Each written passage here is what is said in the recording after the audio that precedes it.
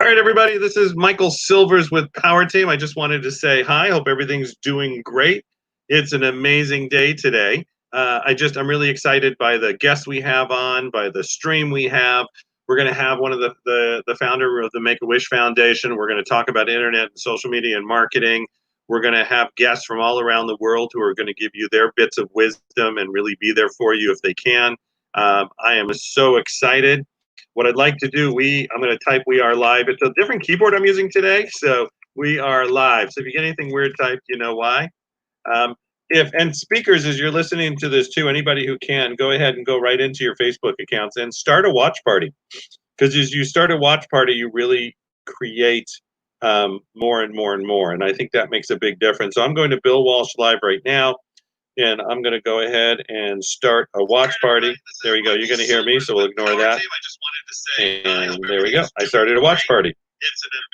The other thing, too, that I'm going to do is I'm going to open my Twitch account. And on Twitch account, it's hosting. It's a little bit different. So when you open up your Twitch, you go to Power Team Global. You click on there. And you can go into host a channel. It's a little up arrow on the top. Now you're going to hear me on two different devices, but ignore that.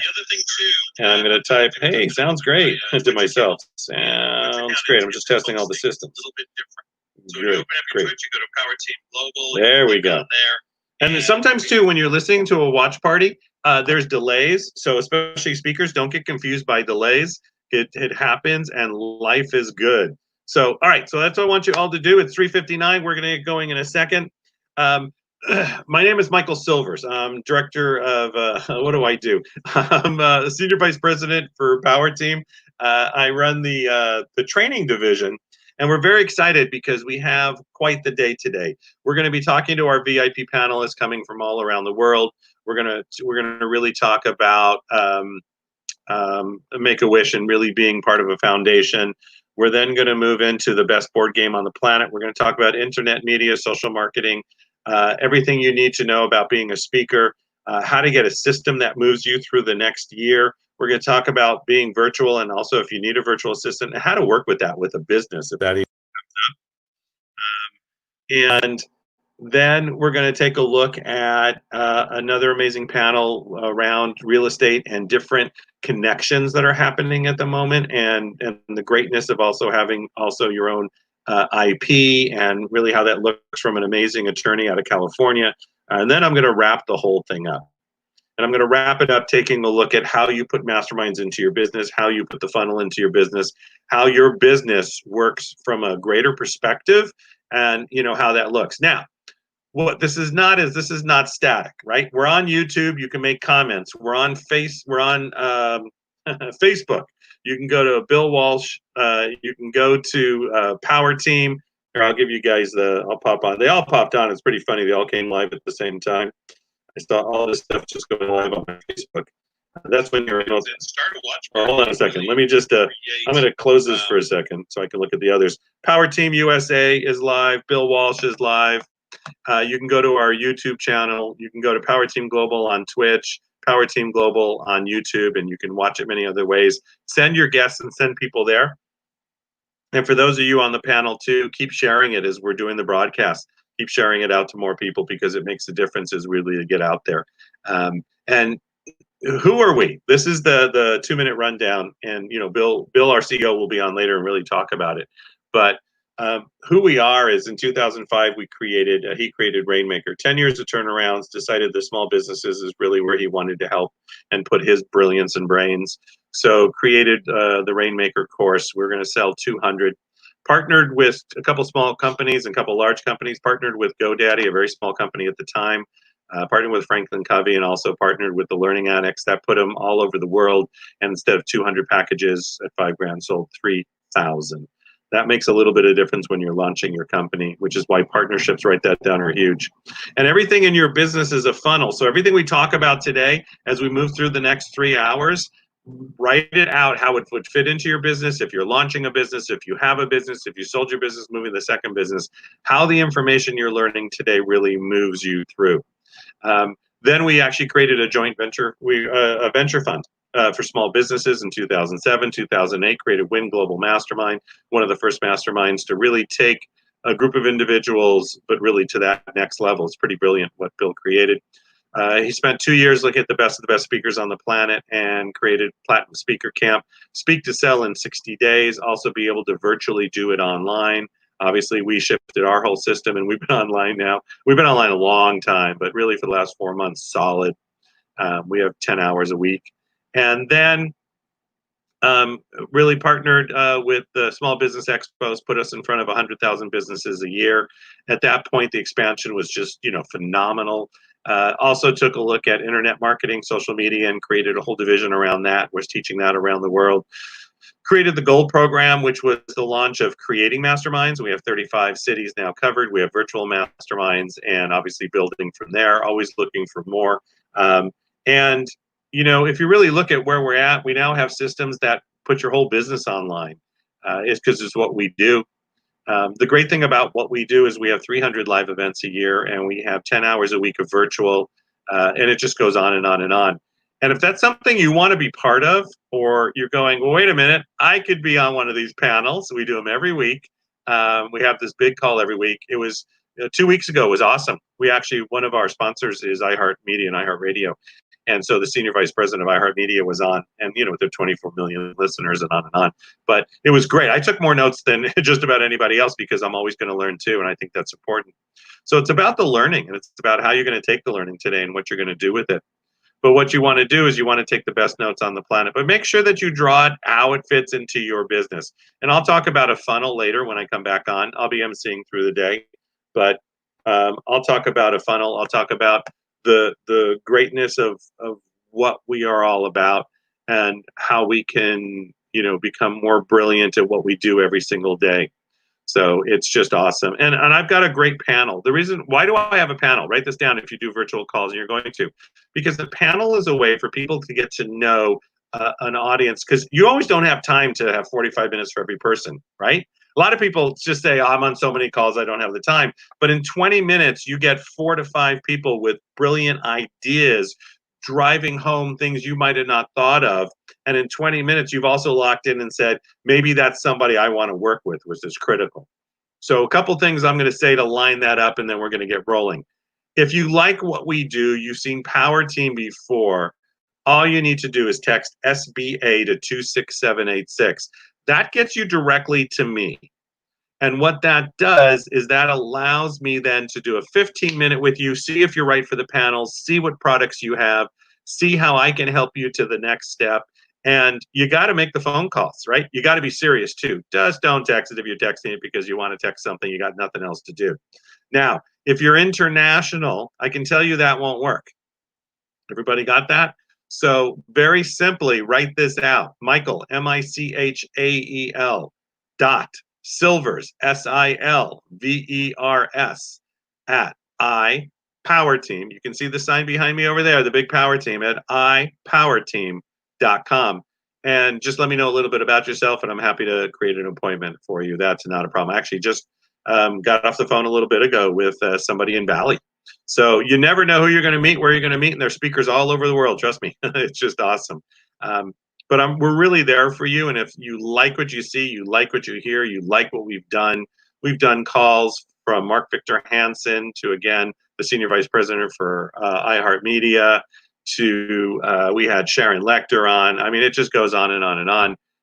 We bring any brilliance we can to really have your world become more and more and more. We have Forbes Riley on. Remember, she's done $2.5 billion in sales. We had Kevin Harrington on, and it just goes on. So I'm so thankful that you're on with us. Please share those Facebook parties. Please, do the watch parties, do the hosting on Twitch, share the YouTube channel, get more people on here because it will help you become greater at what you do by having those people around you. And if you like what we have by the end of the day, or right away you're a speaker, somebody who can nail this thing, just text SBA to 26786. Now, when the panelists come on, right, it's always about etiquette. And the panelists are always willing to spend time with you. So what you're going to do is, if you go, wow, that Nick guy, he's amazing, or Dion, or Rory, or Yolanda, or Jesse, or Sal, whoever it is, or Deanne, they are willing to set up private coaching with you, spend some time with you, see what it is you need, see what it is you want. And you can complimentary set up a session at www.ipowerteam.com/freedom, because they're not on the panel to pitch their wares. That's not what it's about, even though you should listen to what they have. That's critical. And if they're going to sell you something, buy it, because that's how you become who you are. But this is 20 minutes all about you. And if you want to just contact them and you can't find them on the drop-down list and you're all confused and don't remember their name, just find my name on there, Michael Silvers, and I'll be able to connect you with the panel and get them, coaching, training, teaching, or whatever it is that you need, or whatever they can fulfill and help you with. So it's www.ipowerteam.com/freedom. There you go. And I'll be flashing that all day long. The first time we did this, we were in Miami, and this thing called COVID hit really big in March. So Bill said, basically, we're going to shift really quick, because we were having 300 events a year. And we launched our first big virtual summit, 12-hour in 10 days, and kicked it off with Mark Victor Hansen and Sharon Lechter. So it was pretty awesome. We did 12 hours. It was pretty amazing. You've got to watch that on YouTube once. Or you can go to successclub2020.com, sign up for that, and you can watch parts of it. All right, here we go. We're ready to rock. Now we've begun. We didn't even start yet. That was just all preamble. So my name is Michael Silvers, Senior Vice President for Power Team Global. I'm head of global training. Get your training hats on. Get ready to go. I'm about to bring our panelists up. We're going to give them a thunderous round of applause. And then we've got just so much excitement today and so many great people to bring on. So without any further ado, let's bring on Yolanda Martinez, Nick Hoyle, Dion Romas, and Rory Montelli. Hey, how is everybody? Absolutely. Awesome. Now I have to say right away, okay, I just want everybody to know that Nick wins the award for being the furthest away, okay? Because he isn't, not that he's in a car, that's not the point, but he is coming to us from New Zealand. So let's give that a round of applause, okay? The furthest away. I drove all the way to get here. You did. I know you did really well. So part of being a panelist is the audience goes, I don't know who you are, right? The first thing and the second thing they say is, what's in it for me? So can you give them just, tell them a little bit about yourselves? And also, by the way, audience, if you run a panel, let the panelists know, let them know each answer is about, 60 seconds. And I'll trim them if they start talking, way too much, but that's great. But let's, I say we give it to the Kiwi first. I say, if you drove all the way to be on this call and you're willing to get on long distance, this gives you more time for the next question.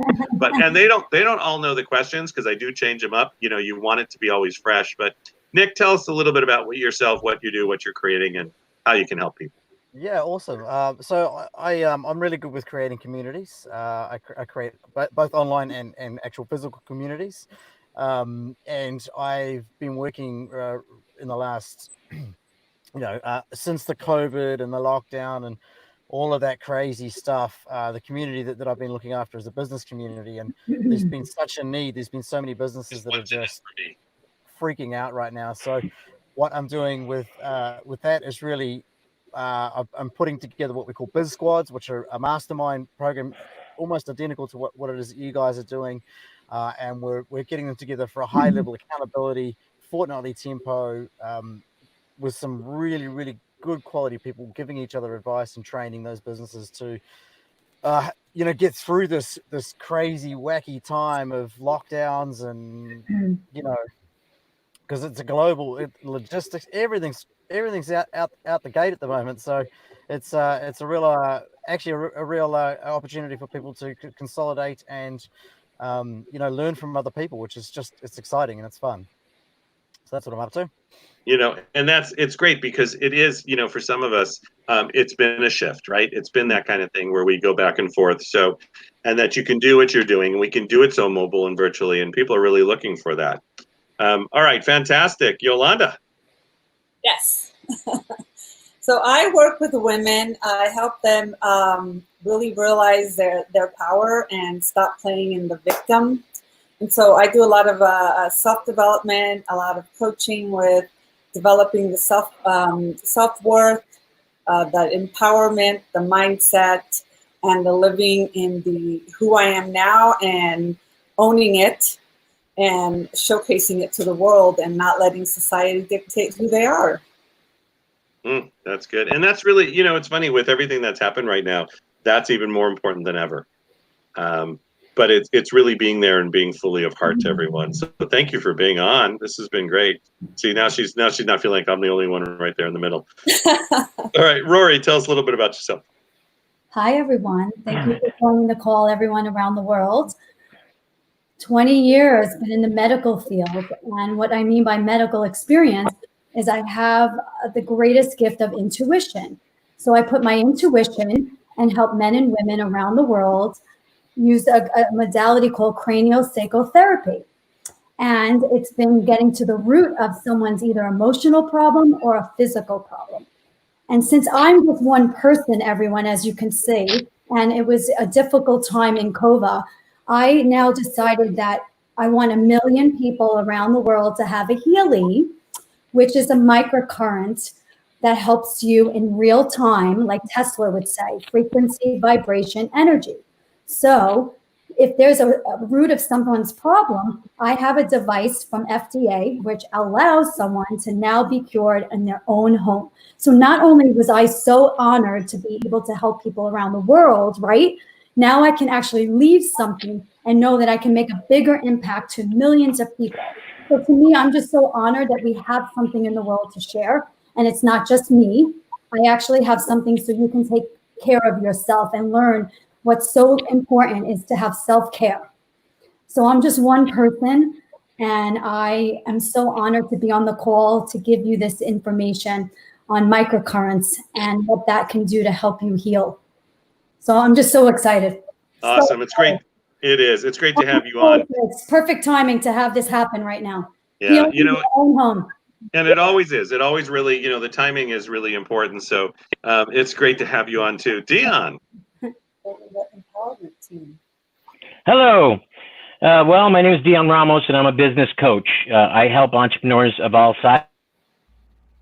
sizes not only find their why, but find their wow. I help them learn to take over their business so they're running it instead of it running them. And truly, my core is about connection. And in this world we're living in right now, this Twilight Zone world we're living in right now, connection is so difficult. So I have lots of tools to use and teach lots of tools on ways to connect with people. Connection is what it's all about. That's what I do. It is about connection, because that connection is really what brings us all together, and that's what people and I do are lots of it. looking for. Yeah, no, I know, and it is really about bringing people together. Absolutely. And you never know, as you run streams, what's going to be going on, or who's going to be typing what, or the weird things that happen. So, there's always, it's a connection, and people are always willing to take a risk, right? All the trolling on Zoom, I'm like, really? But it's okay. That's what happens. And when you've been speaking long enough, you just sort of ignore it and move forward, and life is good. So, what got you to where you're at is the other thing sometimes people ask. And I used to always ask, what great book did you read? But nowadays it could be a YouTube you've been watching, or it could be a podcast you're listening to.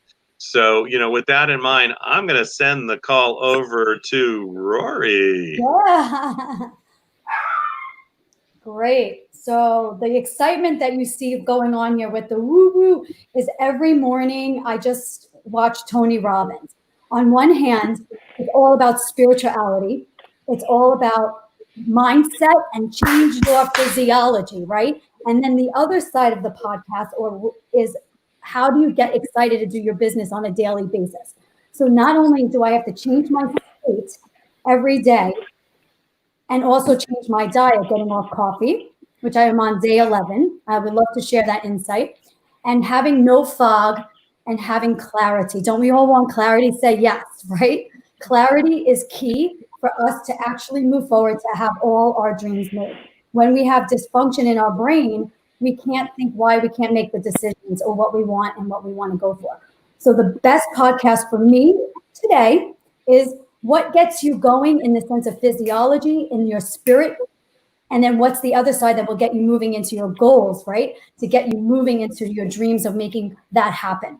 So with that, you have to find something that feeds your soul, that inside that you can get up and you can be excited that something shifts in your physiology. You don't shift your physiology You stay in the same old, and then you wonder why nothing's happening and why you're overwhelmed. And I love it. And I'm doing the virtual experience again. I'm doing Tony Robbins' event next week. I love it. I love it. Always in the flow, always with Bill Walsh, always with your spirit, always with your mentors, always, never give up. And that energy is really critical. Nick. Yeah. Hey, I'll tell you what, I've really, really just been loving Audible. You know, the experience you can get from listening to a book, and obviously, as you can see, I spend a lot of time in the car. You know, one I've just completed was David Goggins, and his book "Don't Hurt Me," but you can't hurt me. But what he talks about is, you know, when you go through something and you do an activity or you put something together in your life, but he talks about doing a report afterwards where you actually break down that activity. Oh, sorry about my camera. You break down that activity and you analyze what went well, what went wrong, what could I have done better, what worked really, really good for me. And man, I've started to use that in my business and particularly in my sport over the last few months. And man, the shift has been incredible. My outcome in terms of my output and my athletic performance is unbelievable. But even with what I'm doing with my business now, we're just seeing such a shift because every time we take an action, we're breaking that action down and going, what about if we tried it this way? And by doing that, man, the explosion's just been unreal. I was playing with the buttons. So isn't that great, right? And don't worry about your camera too. Up, down. You're doing fantastic. It's amazing. But it is those shifts and it is those things we listen to every day. And I think that's critical as we do the now, right? We move things now. We move forward now. So, you know, actually, Nick shifted stuff around to be on this call because I made a mistake on the time for all of you, right? My consciousness for 3.5 months has been 3:10 p.m., 3:10 p.m., 3:10 p.m. And I sent it to you guys and I'm excited and got it locked in. And then all of a sudden there was the big realization, no, it's not. And Nick really had to do some shifting to, you know, let alone drive all the way to be on this call. But you guys are awesome. You rock. And also as an audience, I'm just letting you know, as you stay in the flow and you keep moving and you know, really move that part of yourselves, things will happen. I've done 5,000 of these and we could tell stories forever. But it's great to have a group. And also if something happens, say honestly, I did it, right? That's a critical piece because then the audience will go, thank you so much, because I don't have to be perfect every moment. And sometimes I even forget who already spoke. So if I get lost or didn't pick on you, just let me know. Life is just too much good. Yeah, I call it grandparent brain. All right, here we go. Yolanda. I think for me, I think self-care gets you always in the right mindset. So for me is, you know, getting up in the morning, getting my workout in. She's busy right now. Getting my mind clear while I'm working out is always key. But also having a routine for yourself, you know, take care of yourself in the morning, get up, feel good about what you're going to do that day. You know, have that mindset of what am I doing today? What am I going to get done today? Who do I need to meet with? A lot of times we get up and because especially right now with COVID and a lot of people don't have a job to go to, we just get up in the morning and we don't know what we're going to do. So if you have an idea of what you want to do and accomplish, whether it's spring cleaning at your house that you've never done in 12 years like us, so we haven't been home. This is our first summer being home, so we've done a lot of that. But being able to get up in the morning and taking care of your mind and your body and feeling good about starting the day in a good, positive mindset and feel good attitude, I think is key for anything, because it'll take you right into your business. It'll take you right into your day in a positive way. You know, and it does. By the way, Deanna, I pulled you out of the stream because we were hearing your conversation. So no, don't worry about it. I'm quick on those buttons. So, but it's the kind of thing where it does, Yolanda, you're right. It starts your whole day. It starts, and it's the impact of everybody that you deal with through the day. Because just be honest, all of you, have you had great days? Raise your hand. Absolutely. All right. Have you had crappy days? Raise your hand, right? Have you had days that are good, bad, up, down, right, and left, and you just didn't know something was, I mean, right, things happen. So that's why it's so critical, though, also to know the long-term why, the critical of Yeah. where things are going, because then you can go, all right, so today was an interesting event, and now I'm going to move to the next one. That's great. All right, so Dion, you're up. Yes.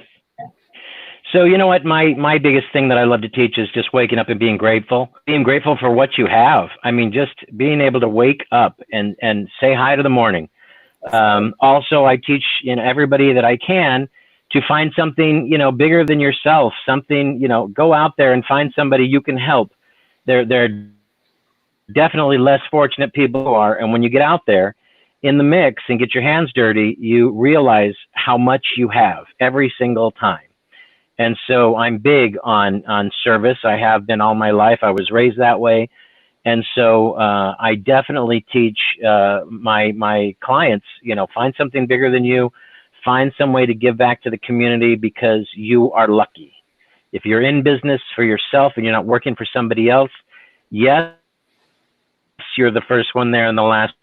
Yes, you may not get paid 1 week, but guess what? You better be grateful for what you have. You are far better off than most. So I teach that every chance I get. And it makes a big, by the way, I've got all of you on that question, right? So it makes it really makes a big difference as how we then keep moving forward, because life does not always work the way we think it's going to.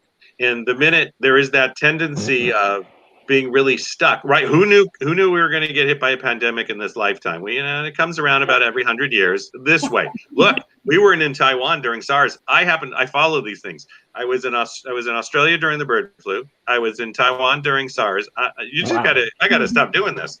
But we didn't know things were going to shift so drastically. And how did a company like Zoom have any idea that this shift was going to make their market cap almost 50 billion now? Oh, wow. So, right. So that's where you don't know, but that's where you prepare, because you say, all right, I've got one type of company, but what if this happened? We always ask the what if question.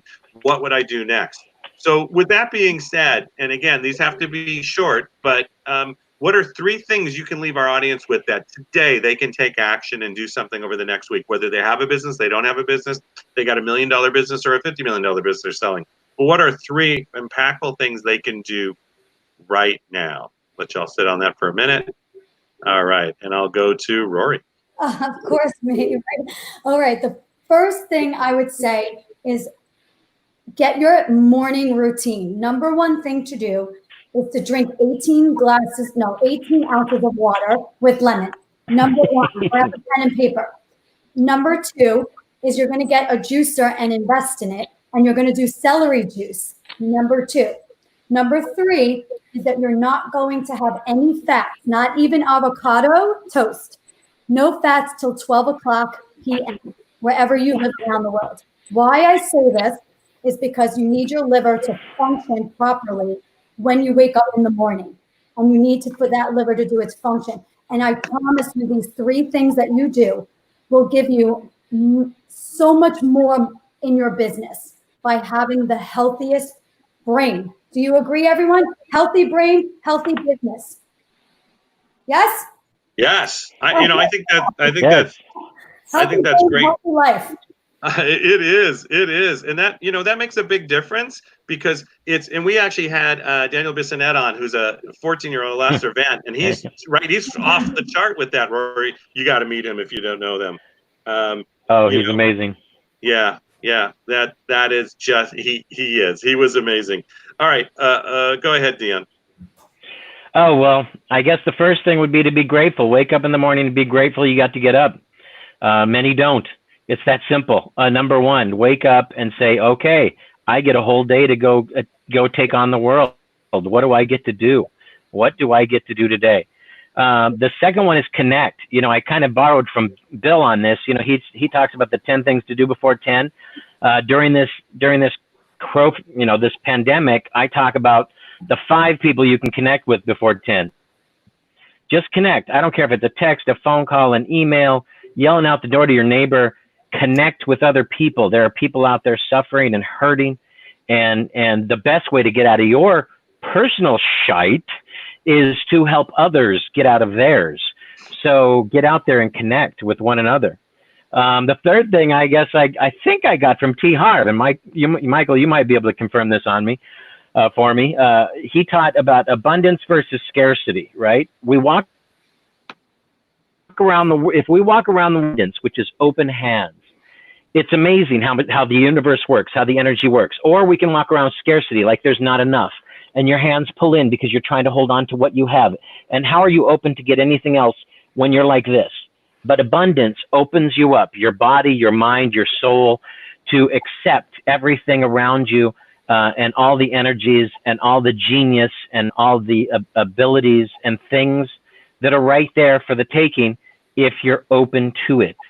So I really try to teach abundance versus scarcity in every day, every moment I live.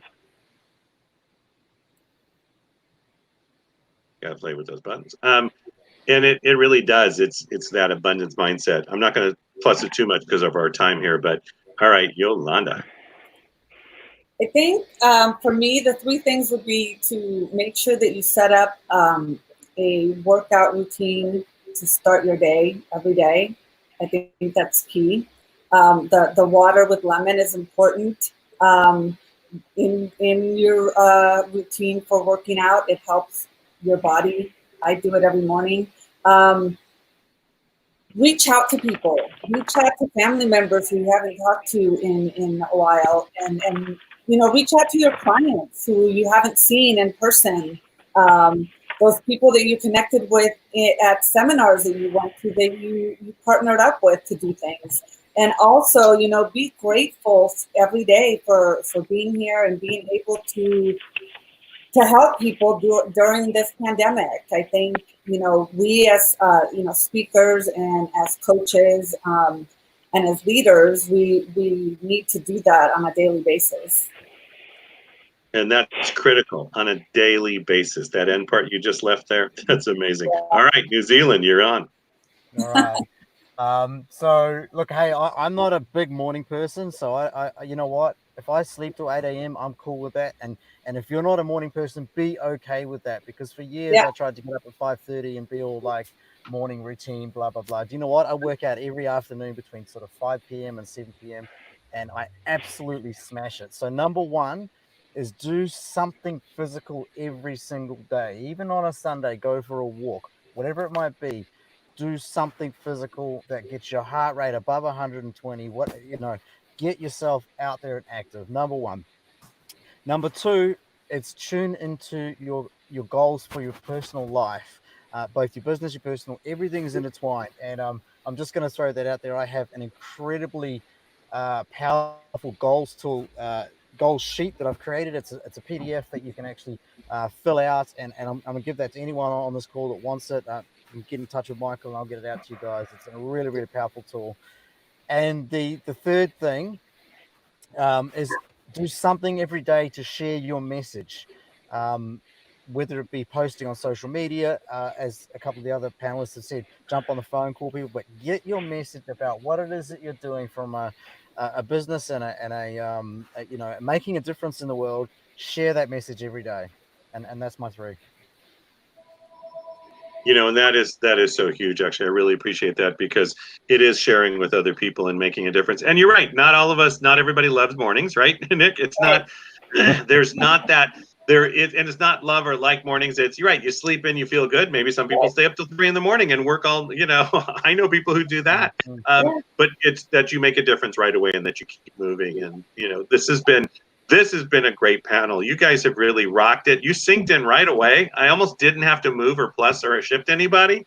You brought amazing content. And if you want to work with any of these panelists, again, you can connect with me, but you can go to, and I'm going to, I like these little ticker banners. I know they drive some people crazy, but I get to run the call, so I get to do the ticker banners.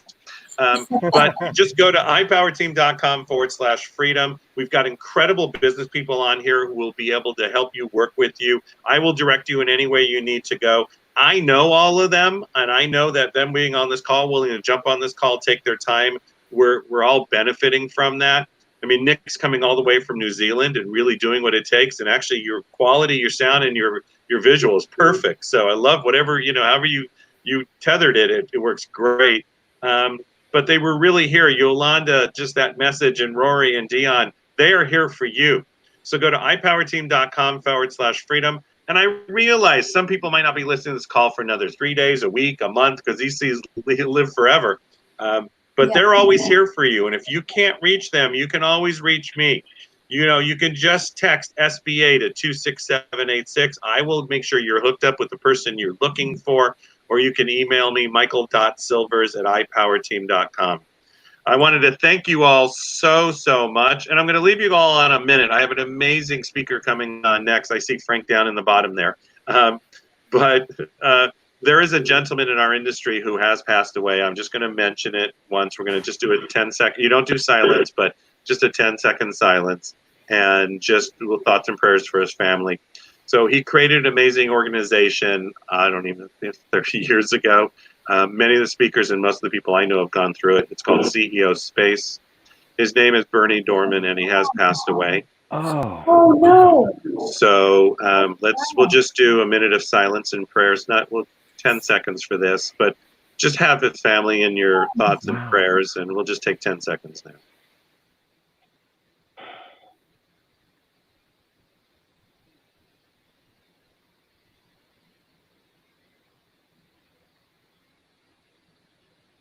Okay. I want to thank everybody for being on the call.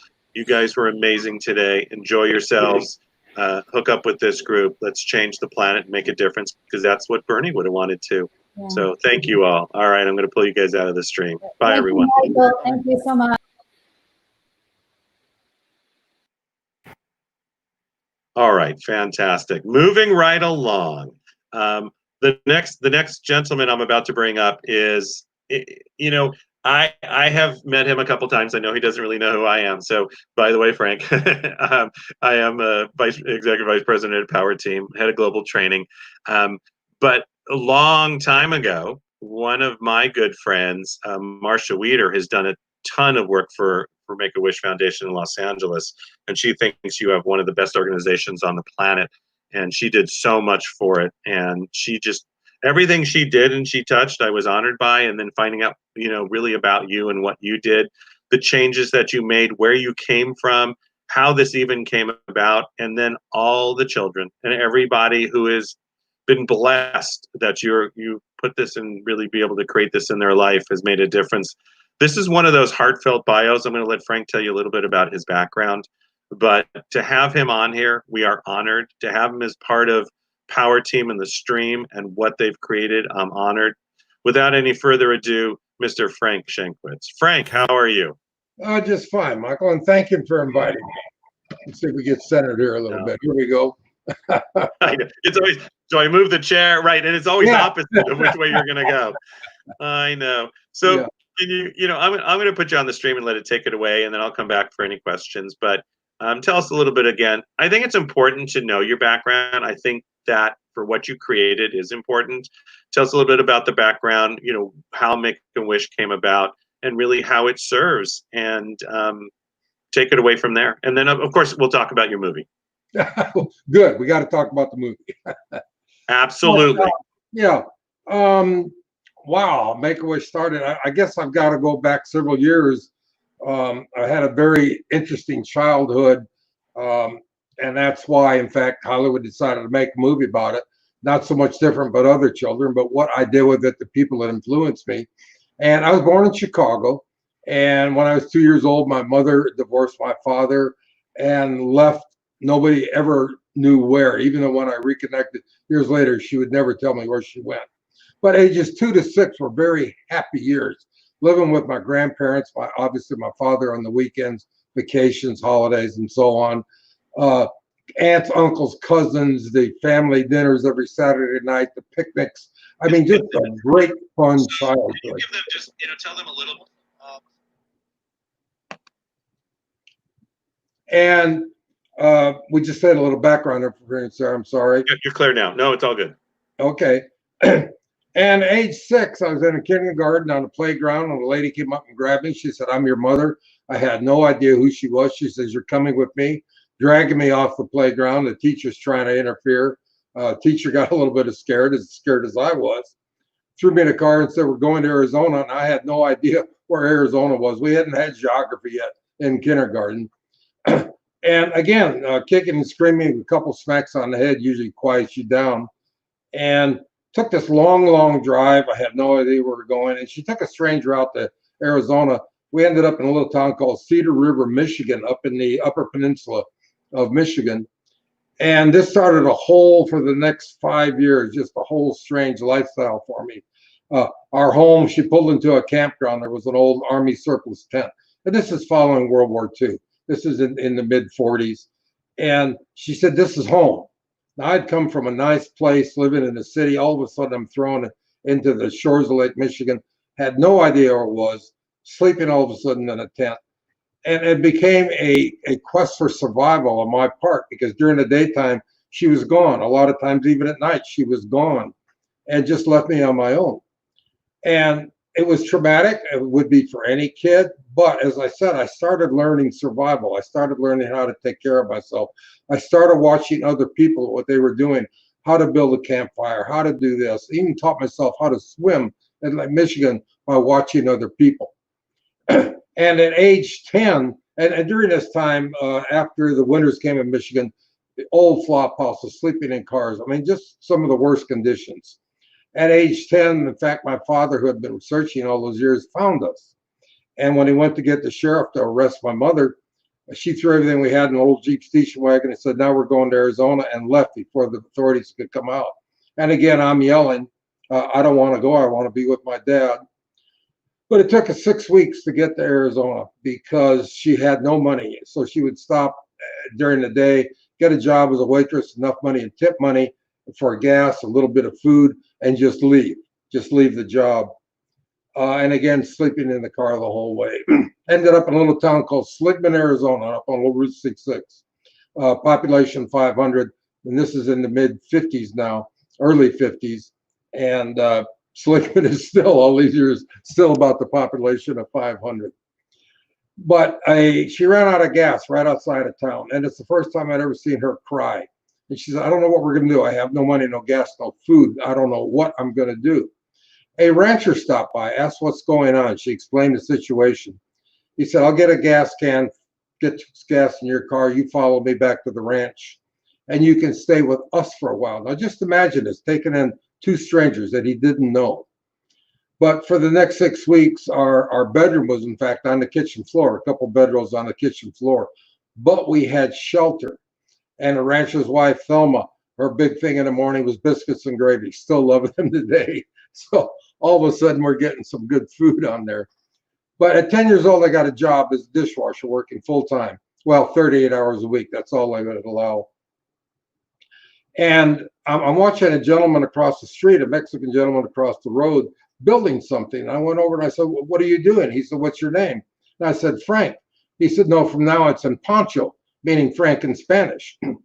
And he said, my name is Juan, but people around town call me Juan. I just started grinning. And he said, grab a hammer, kid. Now, I had never had this father figure to teach me anything like this. And I said, I don't know what to do with hammer. I don't know what you want me to do. And he said, well, I'm going to teach you. Well, Juan became my father figure. He became my mentor, starting at 10 years old. And Juan just taught me so much. He put me under his wing. And he got me involved with sports. I never played any type of organized sports because I never had playmates per se. And in this town, actually, we had a school we would go to. And the town was predominantly Indian and Mexican. I was the kind of the strange guy around town. Then I had real red hair, not gray like today. But he introduced me to coaches. He introduced me to teachers. But the biggest thing he introduced me to was work ethic and how to develop integrity and character, which is two traits that I like to say are not inherited. Those are developed throughout your whole life to develop those two traits. But the biggest thing is Juan taught me about how to give back. And I'm getting a little settled down. In fact, my mother got an old wreck travel trailer that we lived in. It didn't have indoor plumbing. I got to use the Santa Fe work room showers and that to clean up and use restroom facilities. But he said, Frank, when you give back, and I said, Juan, what do you mean? The poor people are helping us. And he said, exactly. You don't have to have money to give back. He said, look at the widow Sanchez. She's always trying to help you out. She's always trying to help when she can bring your mother some beans and tortillas. And look at her front yard. It's a mess. It's full of weeds. Look at her porch. It needs sanding and painted. And you're big enough to do that. You can give back. You don't have to have money. You can give back your time, which is a lesson I've learned my whole life. And I remembered that. And he also taught me, Frank, when you can, you're in a rough situation, but always look for the positive side. Always look for those positives instead of the negatives. And I try to remember that. When I started 7th grade, I go home after work and I see the trailer being hooked up to a pickup. Mom, what's going on? She says, I can't afford you anymore. I'm moving. And you're on your own. And again, this is traumatic for any kid. I go to Juan, what am I going to do? And he said, remember what I told you about the negative and the positive? He said, I heard what's going on. I've arranged for the widow Sanchez that she's going to take you in. You're going to live with her, and she's going to charge you $20 a week room and board. He said, you make $26 a week. And all the money I ever made went to my mother. He said, for the first time in your life, you're going to have $6 extra a week, which is a lot of money for a kid back in the 50s.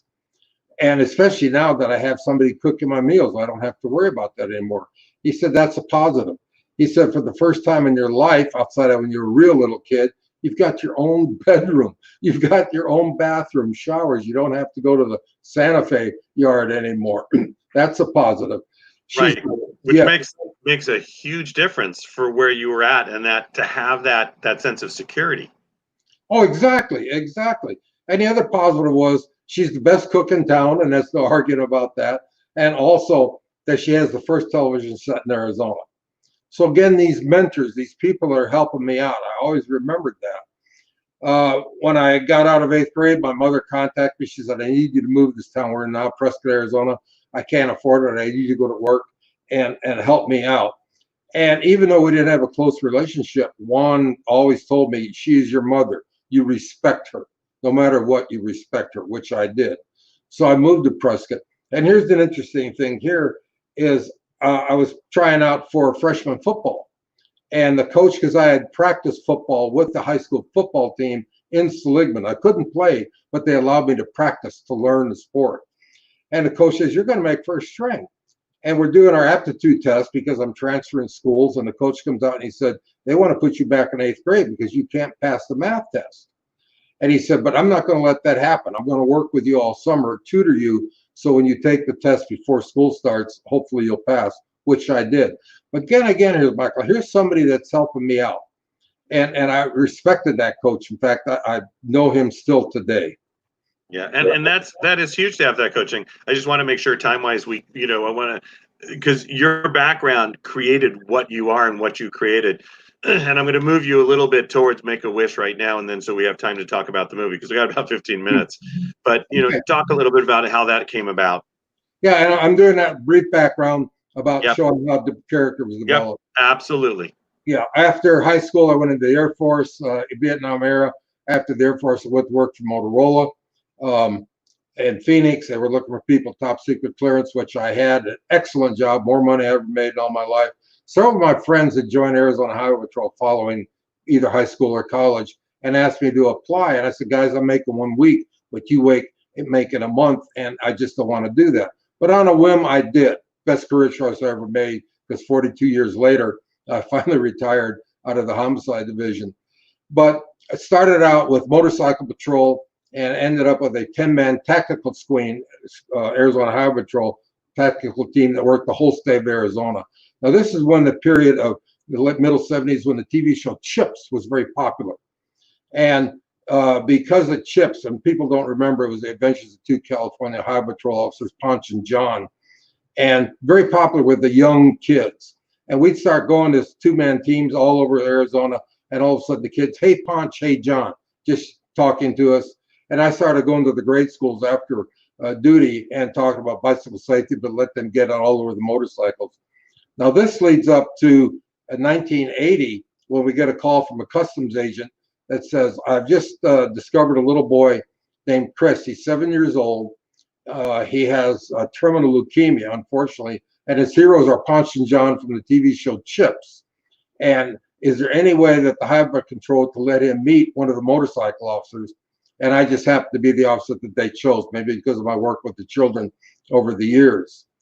And with the permission of his doctor and his mother, divorced mom, we picked up Chris at his hospital in Phoenix and flew him to our headquarters building, where they asked me to be standing by with the motorcycle. Now, this is the first time I met this little boy. Helicopter lands. I thought the paramedics were going to help him out. This little boy jumps out laughing and grinning and having so much fun getting on a motorcycle. And he had watched Chip so much, he knew every button and switch on that motorcycle. And his mother's crying. And why is she crying? And then it dawned on me, she has her 7-year-old back. Well, Chris went on that day to become the first and only honorary highway patrol officer, motorcycle officer in the history of the patrol. This is 40 years ago. Complete with his own uniform that we had custom made for him, his own badge, which is still assigned to him today, his helmet, but the most important thing to him, his motorcycle wings that made him a motorcycle officer. And unfortunately, Chris passed away a couple days later. And I always like to think maybe those wings helped carry him to heaven. But my commanders came to me and said, we've just learned that Chris is going to be buried in a little town called Kewanee, Illinois. And I would like you and your partner to go back and give him a full police funeral. We have lost a fellow officer, which we did. Now, Michael, this is the days before cell phones, internet, and the press is picking up this mission we're on. And in fact, when we landed in O'Hare in Chicago, the press is interviewing us. But what the press did also is notify Illinois State Police, City Police, County Police in that area. And we went to the South town of Kewanee. All those agencies met us to help bury our little trooper, which was in fact buried in uniform as Grade Marker Reed's Chris Gracious Arizona trooper. But flying home, I just started thinking, here's a boy who had a wish and we made it happen.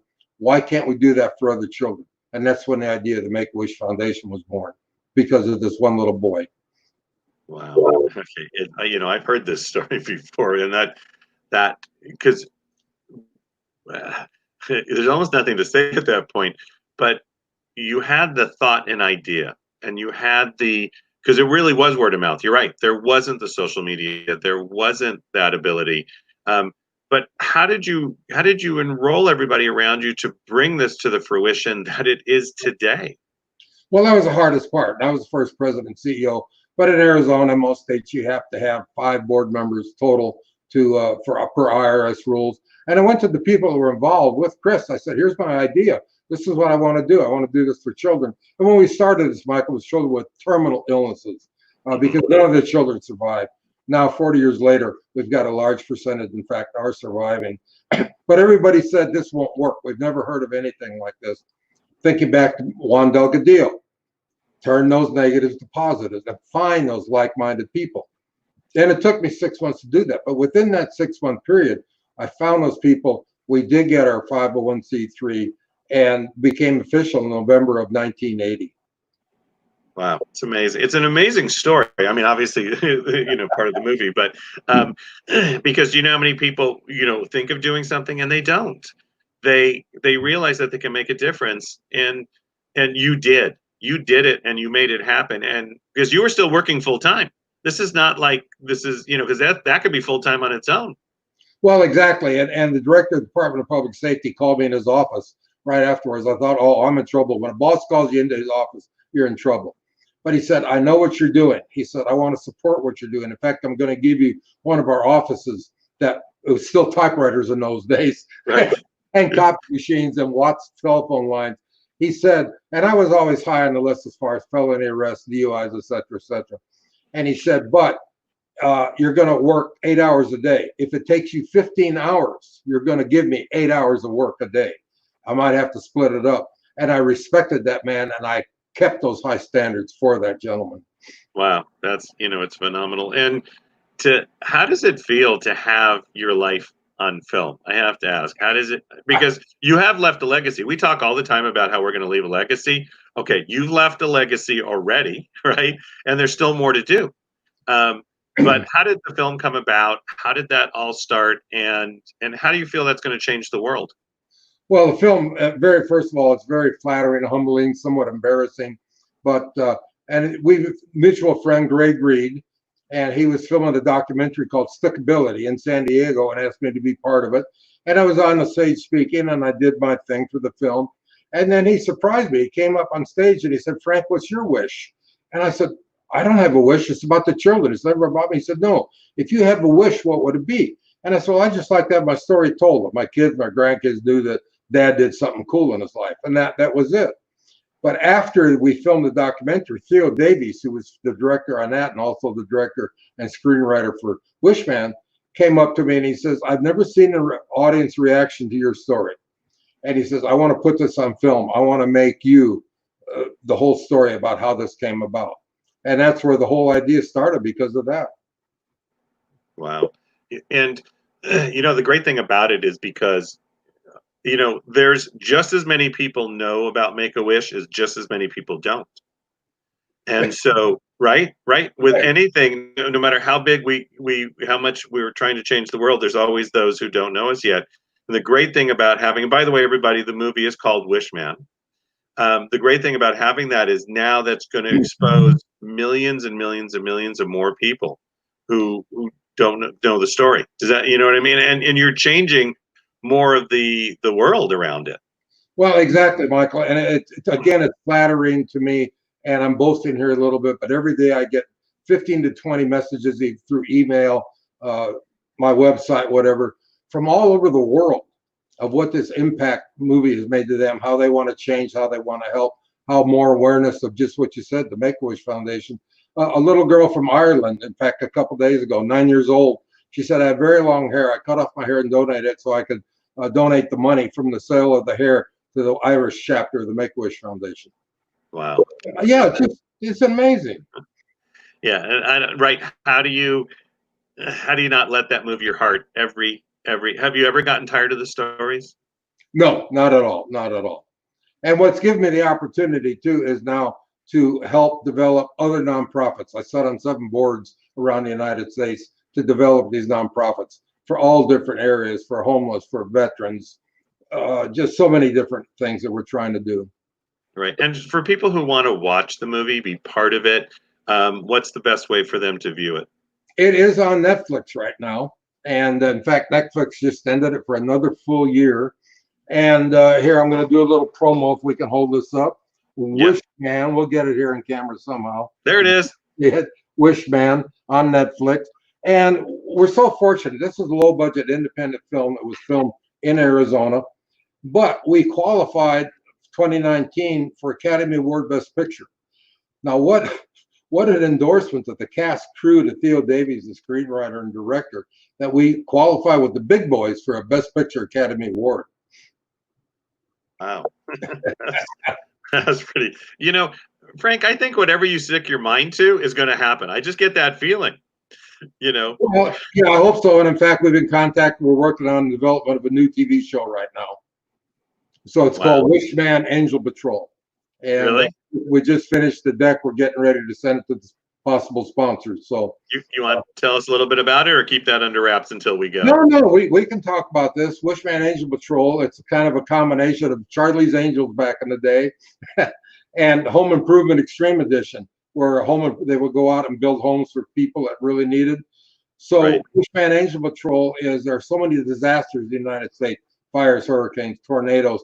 There are veterans, homeless, so many people that need help throughout the United States. And I've got 6 angels that are out through the United States that are finding these people, these communities that need help.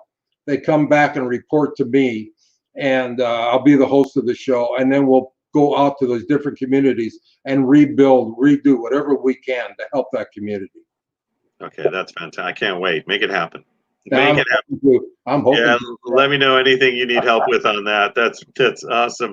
So with the little bit of time we have, one thing I always love is, if you really look at what you created and, during the history, I mean, you're talking over, 300,000 wishes, and it's just unbelievable. What are you going to do with the next 50 years of your life?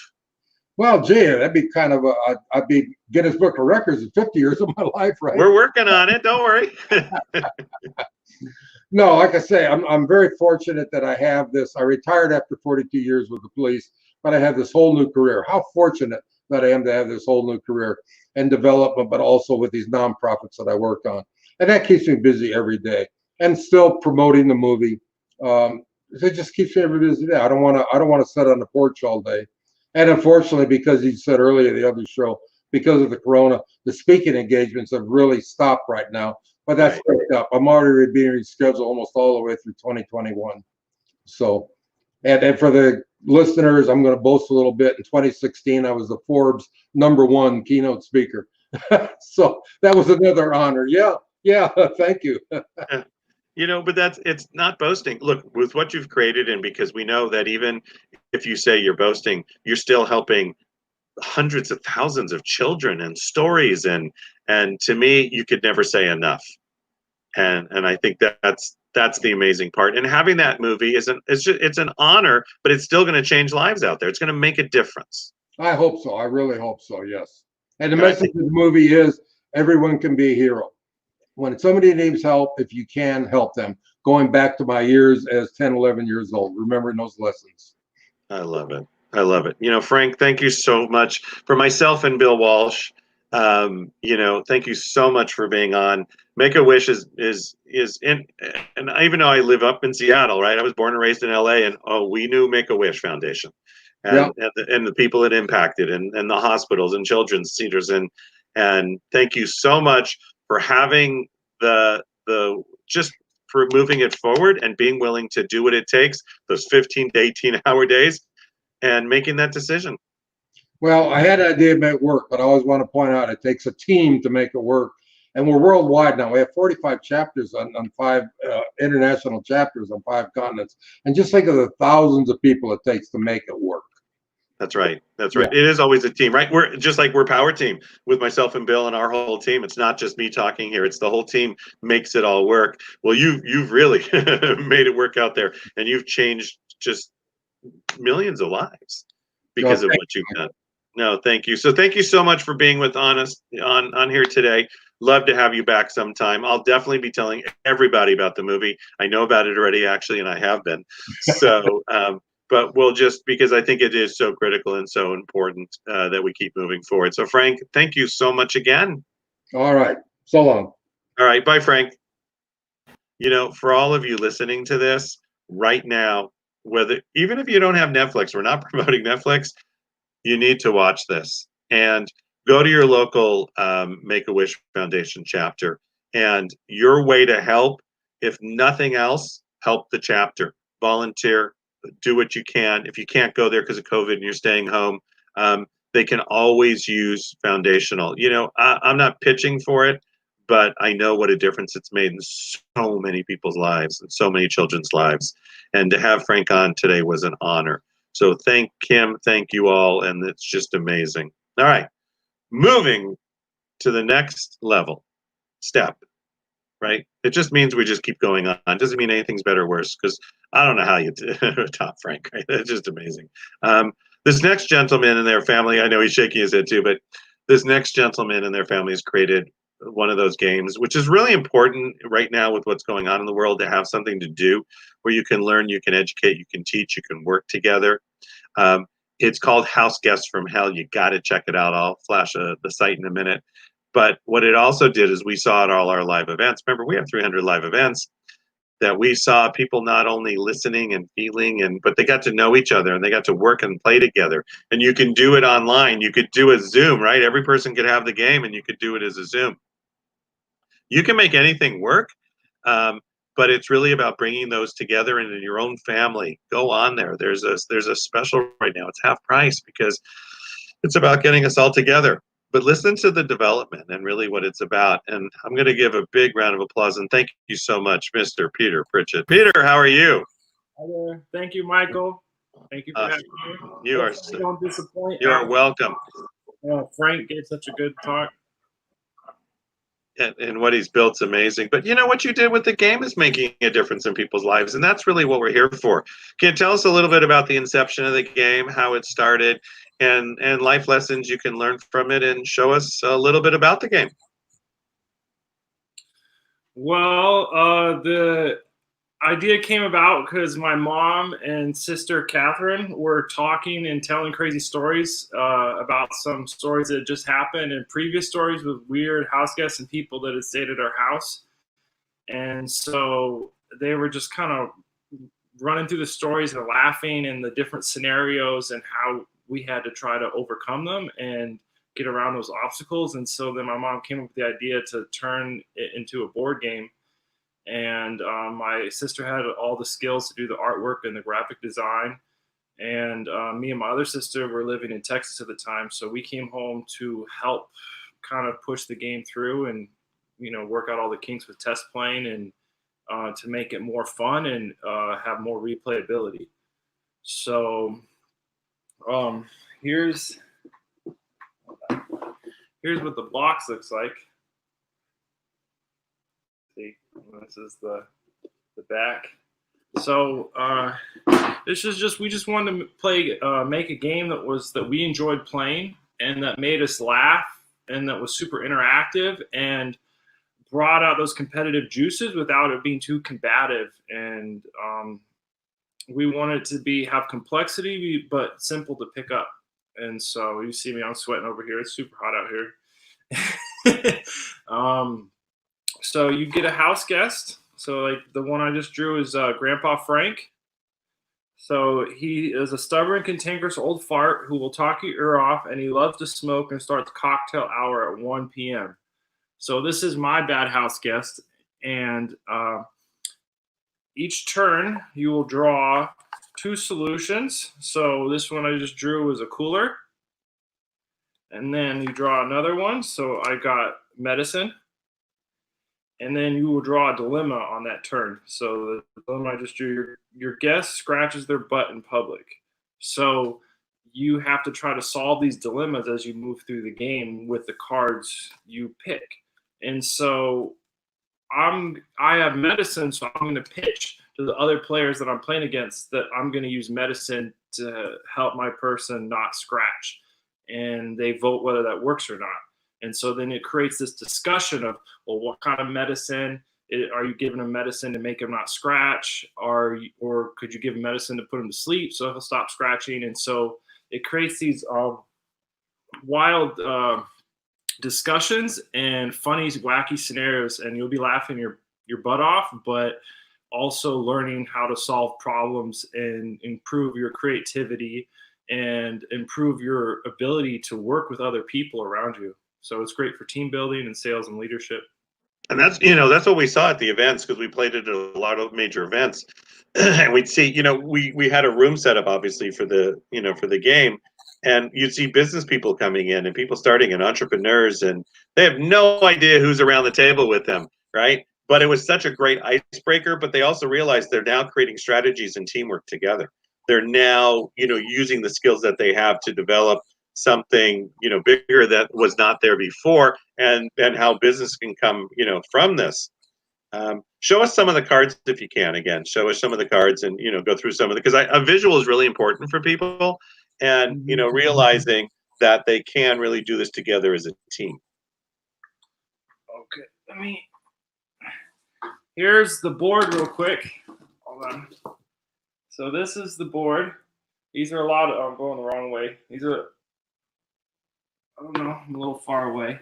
But see, these are the spaces, and these are a lot of the locations. And there's entertainment destinations you have to go to that your guest has. And you have to take them to 3. And you can move freely any direction on the board. So there's all these different pathways. So you get to kind of have some strategy and chart your pathway. And there's 160 solutions. So here's like handcuffs. So maybe I could have handcuffed my guest that was scratching their butt. Here's a boomerang. Maybe I could have thrown the boomerang at him and made him stop. Here's money. I could have bought him some medicine or paid him to stop. So you see how you think of how to solve these problems with whatever solutions you get. And sometimes you can't. People vote you down, so you have to keep playing and drawing more cards. Here's a biscuit. Got a vase of flowers. We got a towel. Bonus, you have a neighbor who is an exterminator. So that's really helpful if you get something wrong with your house. Slap something. This is an action card. So you can say, I'm going to slap his hand away, or I'm going to slap him. And so it changes group to group because it's a vote. So it depends on who you're playing with and how you're going to pitch it, and then how it relates to your guest. And so that's really been fun for me, is I'll have one scenario where I'll vote, and then I'll play with a different group and they'll vote that down. So I have to, in that moment, reformulate a new plan and come up with a new strategy and tailor it to who I'm playing with in that group, whether, what kinds of things they like. Here's some house guests. That's, of course, Grandpa Frank. This is Marie. She brings her happy dogs home. Here's Casey. She cannibalizes all your stuff, so she'll take your toaster apart and be making something. Here's Riku. I actually don't mind this guy. He gets on you about being tidy and clean, but that I need more of that. So here's one of my favorites. This is the Bigfoot. So this is like a bonus card. The only way you can get rid of Bigfoot is if you get chocolate. You see how he wants the chocolate cake. Here's DeMarcus. He's a nutritionist. He lectures you about all your food and everything. He's super healthy. I played hockey with this guy growing up. So those are some examples. Let me give you some more dilemma cards. While you were out, your guest broke your kitchen faucet. So that's something you have to fix. I don't, maybe the money I drew, that probably wasn't enough money. Your guest smacks and makes unsettling noises when eating. Your guest collapsed from fatigue. Oh, draw a card. This is an interesting card. Everyone draws a dilemma card at random from the person on the right. No peeking. So that's fun. So you may have some dilemma you can't solve, and then you're doing the drawing, and it's like the old maid. You slide it off to somebody else. So that creates more interaction. So. And it's the great thing that interaction piece. I think the brilliant part about that is that's what brings the group together. Do you know what I mean? With what you did with the game, it creates. So for those of you in business out there, we all know gamification is really big right now. Being able to take concepts and ideas that help us become better at interconnection as a group. Many of the major corporations do that all the time. They keep that interconnectedness going. And I think the game has done that brilliantly. And when you're in the room and you're mentoring the game, it's one question I've never asked. And so I want to, because you've been there many times, right? In these rooms with all these players. I remember we did it, was it originally back in July when we had us all in that big room in Chicago? I think, I'm trying to remember if that was the first time. Talk a little bit about mentoring, because we talk about mentoring and facilitating masterminds. Talk a little bit about what it was like to facilitate or mentor as the game was going on, and what you learned. Well, that particular event was a little intimidating for me at first because I was a little shy and a little clunky with my language and word choice. And I was in a room with a lot of entrepreneurs and very successful and wealthy people. And so I had to tell them what to do and correct them, but they're way more successful at what they do. And so I was, trying to be polite, but then trying to explain how the game plays and how you vote yes or no and discarding the cards. And it's just always one of the funnest things for me is to see the change in the group to the end of the game. So you'll have some groups where people are being more combative and they're not being agreeable, and then they kind of have this push and pull action going on. As the game goes on, they become more fair with how they vote on things and less combative. And then also seeing people come up with funny scenarios and making people laugh, and you'll be at one table and you hear another table but like busting out laughing, and everyone's laughing and has that look on their face, and they're really enjoying themselves while they're learning. And I think that's something that's not always easy to put together. And one of the last things is just to see how people's mind works. You can learn a lot about a person by watching them play this game. Maybe somebody's shy and you're underestimating them or overlooking them. And then you see them play this game and they have such sound arguments and they're so creative with what they come up with that it really shines a light on a lot of skills that people have that you overlook and are unaware of. And there's a lot of people in Power Team and at the business where I kind of saw them two-dimensionally and I didn't really see their true greatness. And by interacting with this game, it's like, oh wow, this guy is super smart. I would have never thought of that. So And you're right. Think of the growth I've had, you've had, we've all had, being, here and playing the game. And I think that's a critical point. I've never thought of it that way, but it's not just playing the game and being in it, but as you mentored and as you stood over and watched and listened and heard the ideas, it's like they're all sort of saying out loud their thought processes, and you're being mentored at the same time. As you originally said, take a look at where you were compared to, I mean, Peter, you rock. You rock it. I mean, you took this thing today, right? You're sweating. It's hot. You're getting it going. But you took those lessons from the game and the things you learned because you listened to people playing the game. And they also listened to you as a mentor, as somebody you're a role model now. You've created this amazing game that businesses can use, entrepreneurs can use, families can use to make a difference. And that's what you said in what you were just talking about, is you're now the mentor to thousands out there. Does that make sense? I guess. Never thought of it that way, and that's where you honor yourself, and I'm honoring you for being on here, and your family is part of what I'm doing. Thank you for saying that. That's really kind. I have a lot of insecurities and faults and things that I need a lot of work on that, I feel bad about, but it's to reach out and get help in those areas from people and to triple down on what you're good at and trying to share, and for me, it's kind of narrow, but I just try to stick to that and provide value to the people around me and try not to be a hater, trying to be loving, trying to be, for me, it's being silly and goofy and having, corny jokes. That's one thing I try to bring to people because people just need to relax and laugh a little more. And luckily I had a great family and my mother and sisters around me that helped me. And, we all came together and made this game, and hopefully it can help bring families together and help businesses too. Yeah. And how many people you have helped already. That's the great thing. I mean, with having Frank on earlier from Make-A-Wish, it is just about being of service and helping as many people as you can. And, you've made a huge difference. And actually, if you watch the stream right now, somebody just, thank you, Tanya, said, love the vulnerability, because we all have those things in ourselves. And you did it though. You did it. You went forward, and, really honor that. And it is a great game. And it's a great game that has changed events. It's changed families. I hear people say they think of things in a different way now. They look at it in a different way. And it's created a different strategy within their own business. So thank you so much to you and your family. Really, thank you for being on. Thank you for spending your time with us. And for all of you listening, it's a great game, but it's a life-changing game. And it makes a difference.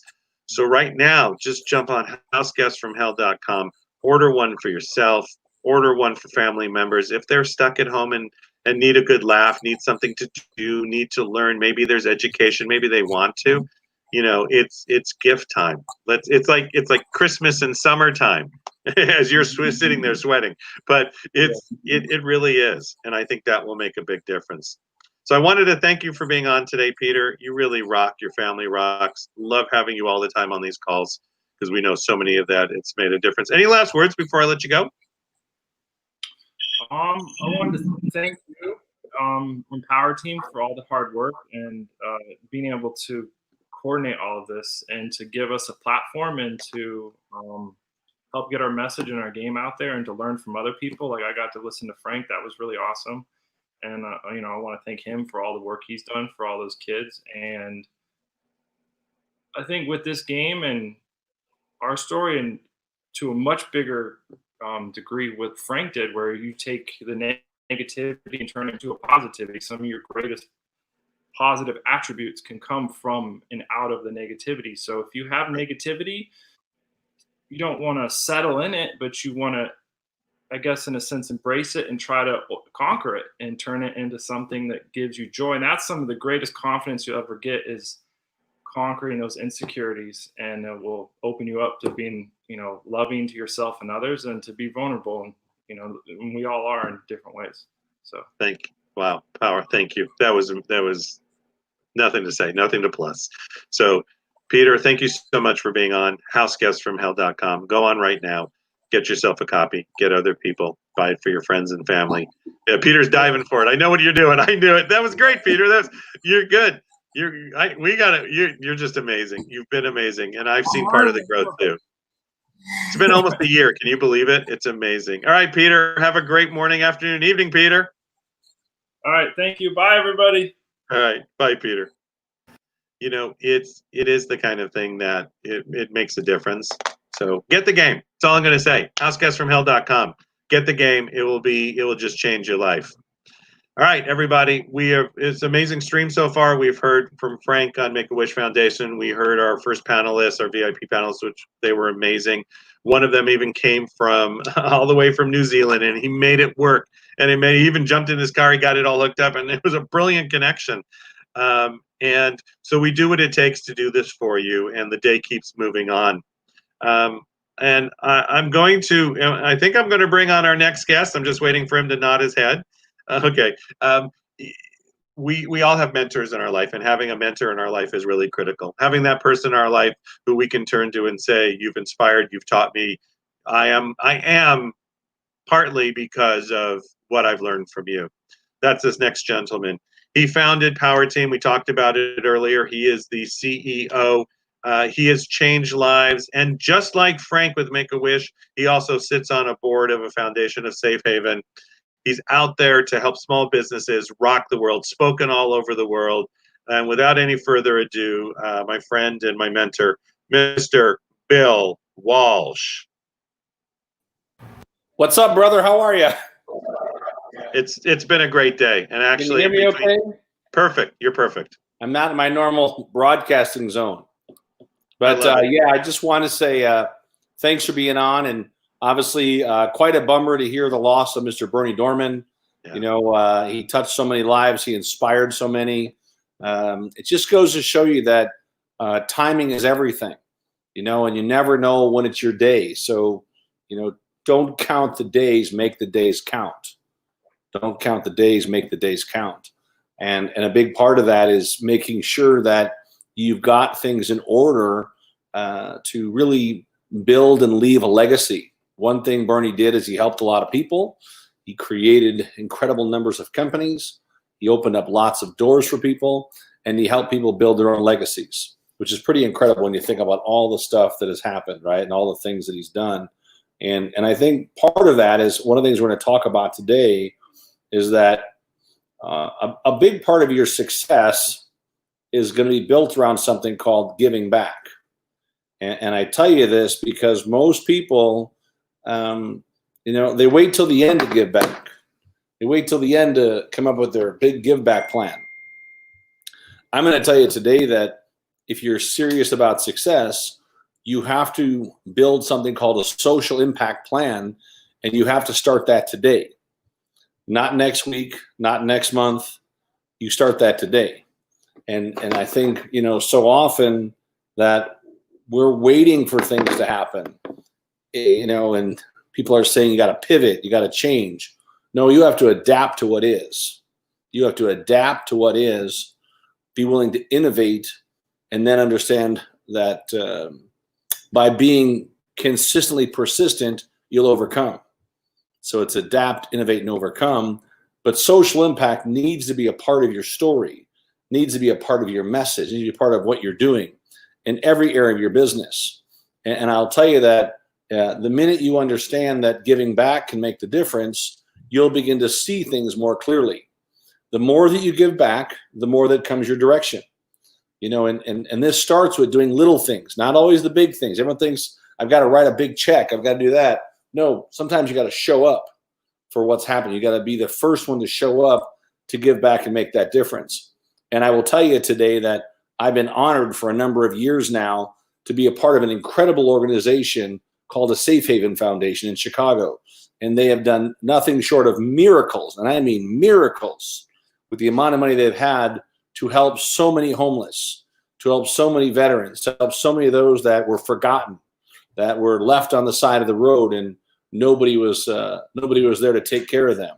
But Nellie Vasquez and her husband have done such an amazing job with an incredible team around them to give back. And I've been honored to be a part of this Safe Haven Foundation. And I thought today of all days, it would be perfect to bring on the founder of this organization, have her share with you the story of a Safe Haven Foundation, and give you an incredible opportunity to be a part of, for the first time ever, a virtual walk. It's very rare that I ask people to donate money towards anything, because I think, once again, everyone has their personal choice. And I never take it personal if someone does not donate towards something, because everyone has a personal choice. And how you decide to give back and donate, whether it's time or money or other things you can do in kind work, that's up to you. But I will tell you that this lady and her husband and their family have built something very powerful that, if utilized worldwide, could actually end homelessness. So let me bring her on really quick. And she's become a great friend. She's like family to my family, and someone that I can always count on, and she knows it goes both directions. Let me bring on Nellie Vasquez-Roland onto the stream. Nellie, how are you? Hi, Bill.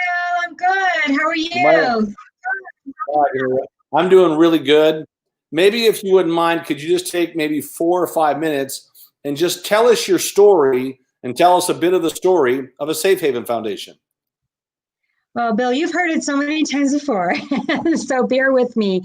It really has been an incredible journey. And of course, as Bill mentioned in his introduction, so thank you for that beautiful introduction. You know, this has been a journey that has invited thousands of people really to play a role, a little or a lot. And Bill has been on our advisory board now for several years. And I'm so grateful that he's really stuck by our side in good times and bad. And as we know, right now, with what we're facing with COVID-19, we're actually on the brink of seeing about a 45% increase in the number of homeless in America, not just in Chicago, and actually probably more than that around the world. You know, we've been grateful to live in a country that can give you a $1,200 check, right? And to give you an extension on your unemployment benefits of $600 a week. And also to give you a moratorium on your eviction, you know, so that you don't have to pay rent. Well, all of that is going to come to a reckoning moment. And I'm hearing today on the front lines, so many people that are desperately seeing the writing on the wall and are calling us right now to find a place to stay while they're working on getting their lives back on track. It wasn't always this way. My journey started really with my husband, just looking for a way to give back and make a difference. We were fortunate to have overcome challenges in our own lives and to achieve great success in the world of finance. And having been blessed, you know, we've always believed, you know, in our faith that it's important to, you know, pay it forward, and to those that have been blessed, you know, to give back and make a difference. And I really think that's what connected Bill and I, right? There's no accidents in this world, no coincidences. And this is something that we both have truly aligned on. And for every year, for the last 10 years, you know, I have a passion. I've always had a passion for running and walking, and it's my personal mental therapy. Well, today, studies are coming out every day that show that there's a huge connection between physical health and cardio exercise and mental health. And one of the things that people are really talking about right now with what's happened with the shelter in place, you know, that we've all had to do in our individual states, is the fact that so many people have had to isolate. And for someone that deals with mental health issues, depression, substance abuse issues, that's the exact opposite of what you should be doing. So it's no coincidence that we're actually seeing an increase right now that nobody's talking about just in the county that we're in here in Chicago, which is the largest county in the state called Cook County. During the COVID-19 shelter in place and for the last 3 months, we've actually seen a 72% increase in the number of people that are overdosing, and a number, about 35% increase in the number of people that are dying.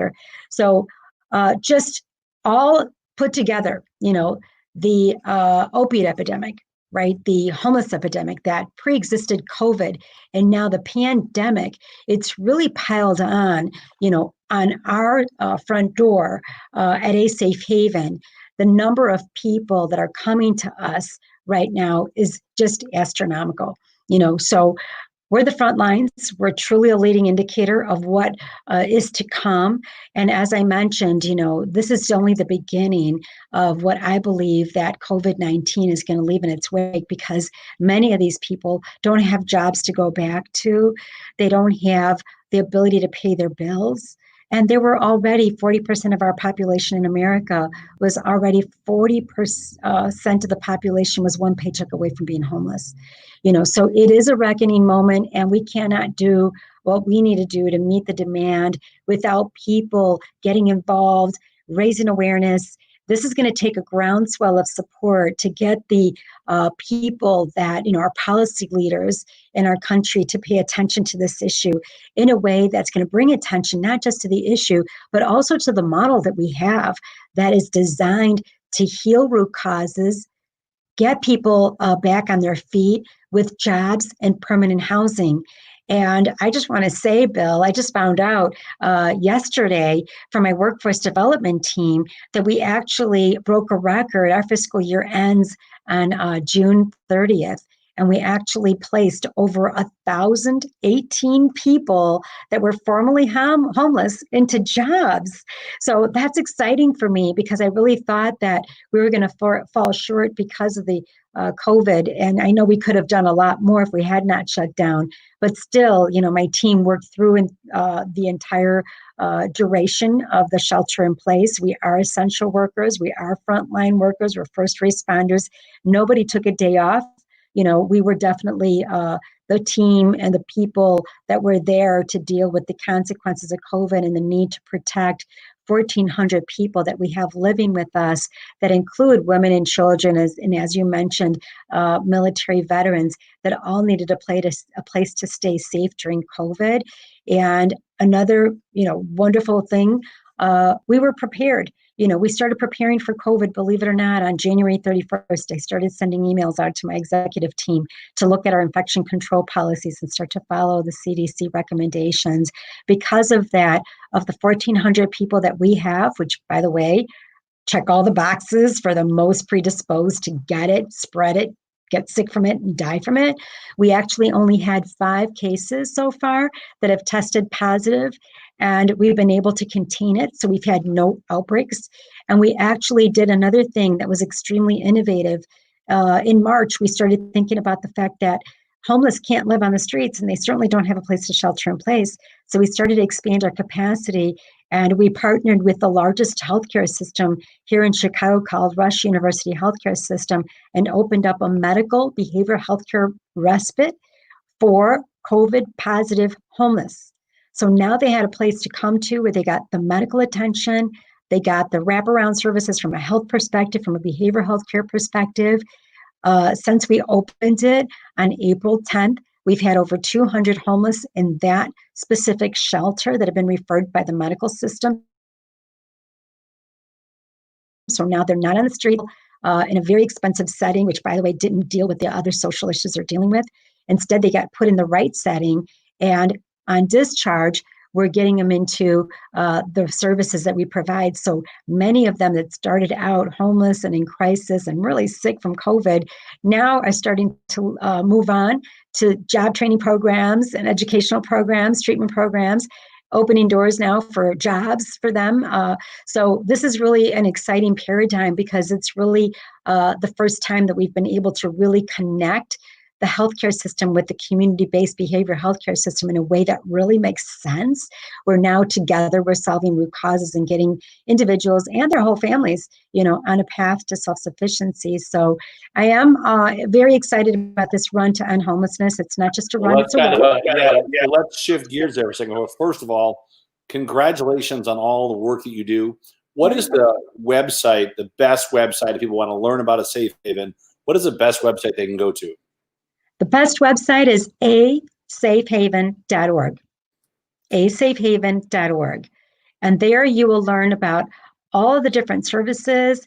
Check out our YouTube. I love when people stop by the YouTube to meet some of the people that have been through our programs. Here's some of those testimonials. There's people that are mothers with children. There's youth. There's people that have come out of prison. There's just so many inspiring stories. I'm sure there's going to be one that touches your heart. I've met so many stories over the years. So let's shift gears now. we have 8 days to help you promote something so paramount, so awesome. We're launching a team within our company and certainly across the country to be a part of this virtual walkathon. So around the world, Bill, around the world. Okay, so tell me how this works. Well, first of all, that is a separate website. You can go to run2endhomelessness.org. Again, it's run. Well, don't we have to go to a site for the team or something like that? Yeah, I mean, don't they have to join our team first or something? Yeah, okay, so yes, people can go to run2endhomelessness.org and they start the registration process, and then it'll ask you, do you want to start a team or do you want to join a team? And I'm assuming your team is named Power Team. Power Team. So if you want to join Bill's team, type in Power Team. A link to join the global virtual run is at, what's the website now again?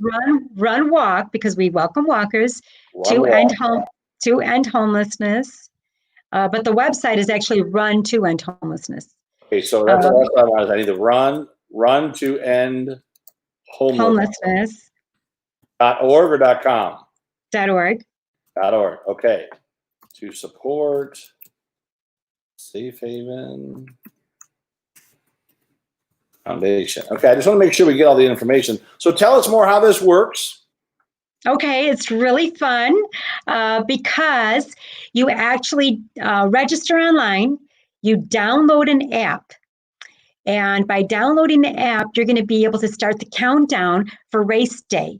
So race day is going to kick off on July 18th, 8 o'clock Central Time. We're going to have welcoming remarks. We're going to have our sponsors say a few words. We're going to have a testimonial, telling you, what this means to them, that people in the world are coming out to support them and people like them that need our help. And I think it's going to be a really inspiring, opening kickoff event. So please come join us. After you participate in that, you're literally going to be able to look at your app. Your app is going to give you a map to take you where you need to go. So you can sign up for a 5K, 10K, half marathon. It's totally up to you. So when you start walking out your door, it'll show you a map in terms of where you need to go to do the 5K, 10K, again, half marathon or marathon, whatever you want to do. And by the way, you have a whole week to accomplish it, right? So if you want to knock it out and go for your best time, you can do that, and it'll get recorded and we'll know about it. We'll give you a shout out, around the world. And then we also will have the ability to have you do it every single day. You can do a mile a day until you've completed, 6 miles and you did the 10K. So it's completely up to you. And during that time, you can actually take some selfies and you can let us know where you're at, what you're doing. You can do some video recording and send some messages to people around the world, thanking them for joining your team or just for doing it, from other parts of the world, or or tell us what's happening in your part of the world. Whatever you want to say, it's completely up to you. So, and then finally, during the run, I love this part. We have united DJs from around the world to actually send us their pre-recorded 1-hour-long video so that anybody who wants to run to music can run to the DJs that'll be performing and supporting the cause. They're inviting all of their fans around the world to also sign up. We're calling it the Music Revolution to End Homelessness. So these DJs are putting their heart and soul into this and bringing the best, most inspiring, motivational music they can find to keep us all energized. So that's going to be really, really fun. And at the end on July 26th on Sunday, we're going to have a highlight reel. And the highlight reel is going to show just videos and pictures of what happened throughout the week. And we're also going to announce some awards. So for those of you that are competitive, like me, you're going to you can try to win awards. You can go for the largest team, or you can go for the top fundraising team. There's 2 ways to win. We're going to give you, a shout out for doing that. We're going to send you a trophy in the mail, so you do get something for that. And I forgot to mention, Bill, me as a runner, I'm always interested in the swag. So what do you get for that, right? What kind of T-shirt and things do you get as goodies, as commemorative memories of this event? So I'm actually wearing. I'm gonna model it for you. I've got the T-shirt. So this year's T-shirt is orange, and on the back it talks about how you supported the inaugural Run to End Homelessness. So you get the bragging rights to say you were the first in the world to be a part of this important mission to end homelessness. And I hope that right now the world is really trying to find its moral compass, right? We're trying to figure out, where do we fit in? There's a lot of uncertainty right now, and a lot of big decisions are being made in terms of, what are we going to do, as Bill said, not only to make money, right, but what are we going to do to give back and leave a foundation and a better world for the next generation? And this is the opportunity to be on the right side of history on ending homelessness. This is such a great idea. I think that, so often people are looking for innovation. Well, they found it here. And so when they do run, how much should they be trying to raise, for their, whatever they're going to do, 5 miles, 10 miles, whatever it's going to be? Just so people understand, what is a typical amount they should all shoot for to raise to support their cause in ending homelessness? Mm-hmm. Well, we've got some very competitive types that like to raise tens of thousands of dollars, but I'm really happy with anyone who can raise $500. Yeah, I think that everybody knows 50 people, right, that can give $1. I'm sorry, yeah, right. $10, right? So I think that, that's the opportunity that we can give to people, that even if they can't join your team, they can certainly donate to support you. And we'll begin to share all this stuff. Listen, I appreciate you. I love you. Keep up the great work. And I look forward to seeing you at the virtual run. Can't wait. See you there. Take care. Bye, everybody. Take Great care. job.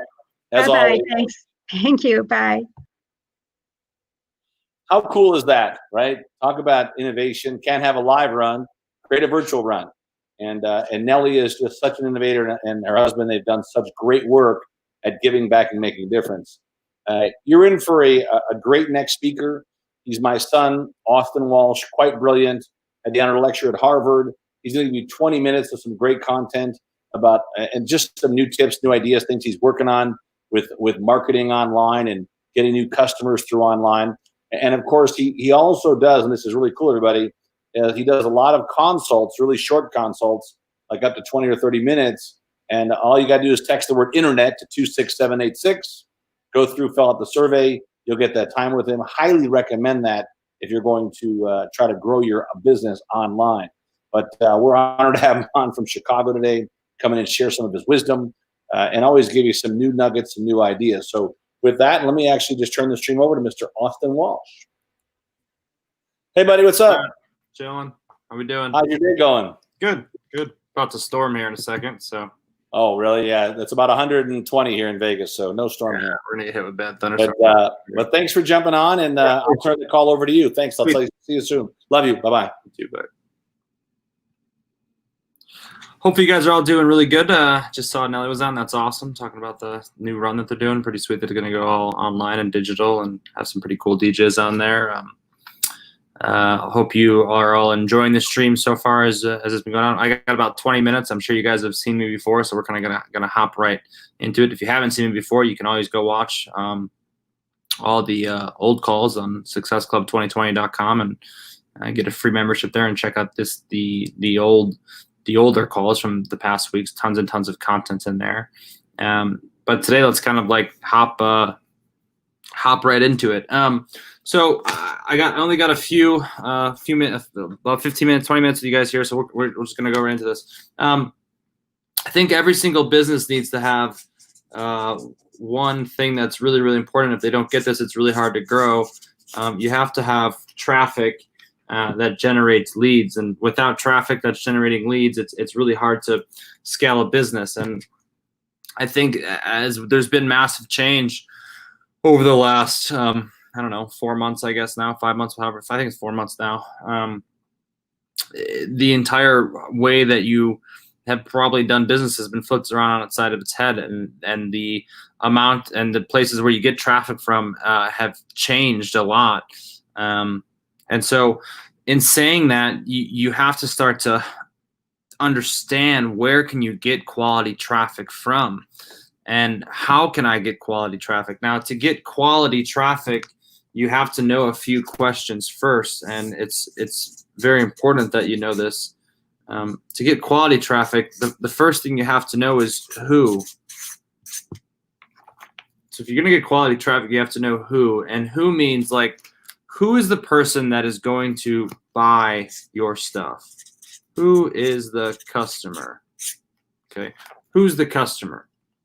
If you don't know who the customer is, then you're already in a big predicament, because your customer is obviously not ever going to be everyone, right?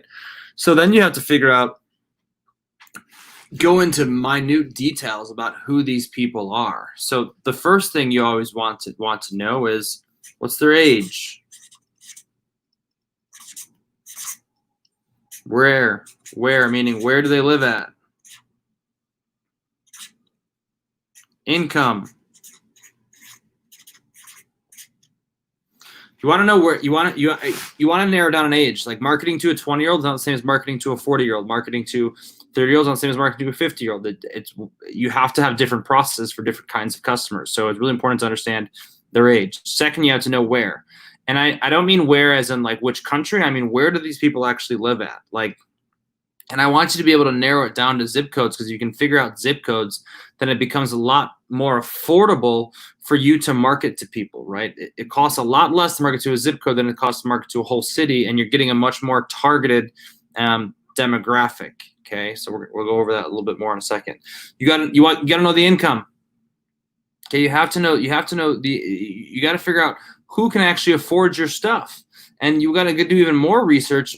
What's I guess pre-COVID and post or during COVID income, like how much disposable income do certain industries have at this point, and can you adapt to offer things to different industries that maybe you haven't done before? You also want to know like things they like.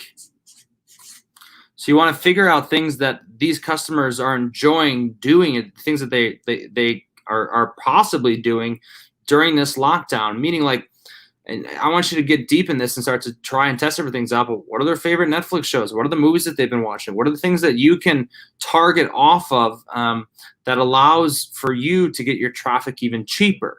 Okay, so you really want to do an in-depth dive on who your perfect or who your target customer is, and it might be 4 different customer types, might be 5, might be 3, might just be 1. But you want to have multiple different sections of customer types, right?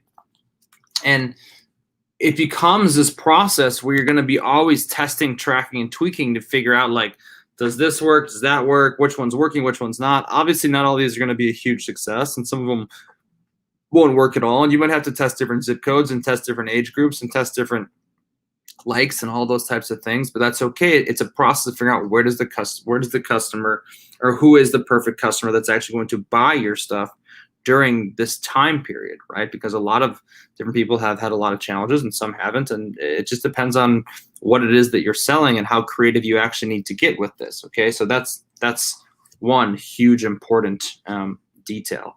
Then you need to figure out which marketplace is best for you.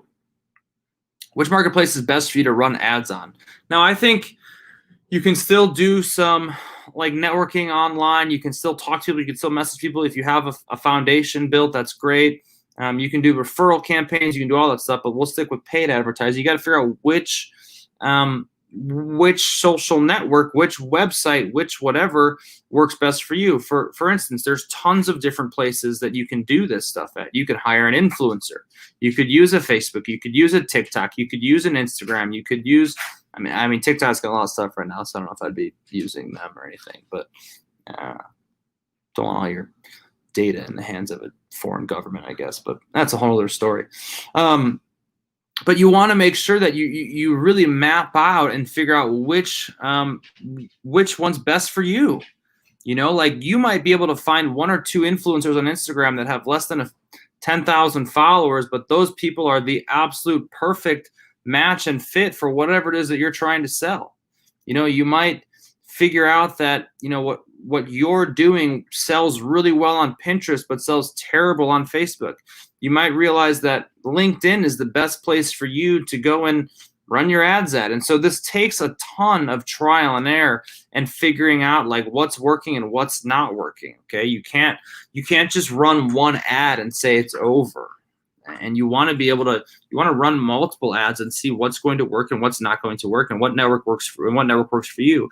See, the great thing is that we have all these different places to go and market to. You have endless websites and blogs and influencers and people to reach out to and different platforms that you can get in touch with, that you can pay to be on, that you can spend, you know, 20, 30, 40, 50 bucks a day to be on these places and to market to your potential customer base. But I think the challenge is that a lot of us run one ad and then we're like, okay, we're done, forget it. So make sure that you're really targeting and firing at all cylinders. Now, this might cost you a little bit of money, but that's okay, because once you figure out where the right section of people are at, this becomes a very profitable process for you. And obviously, like, the second part of this process is then multiplying these ads and trying to take it further through different demographics and different zip codes in different areas. Once again, very dependent on what you're selling, but you keep firing this on all cylinders and trying to get, ideally, you get 3 to 4 to 5 to 10 ads that are all bringing in quality leads. And you just have to think of it however you did business before, however many networking events you went to, however many people you had meetings with, however many events you went to, like physical events to go speak at, or whatever that you did in the past. You have to take all of that and duplicate it online, because you know, like I had to go. I went to a meeting today because I had to meet this guy to get something fixed, and we had mass on the like that meeting was literally just not fun, because you're just sitting there talking through a mask. It's not enjoyable.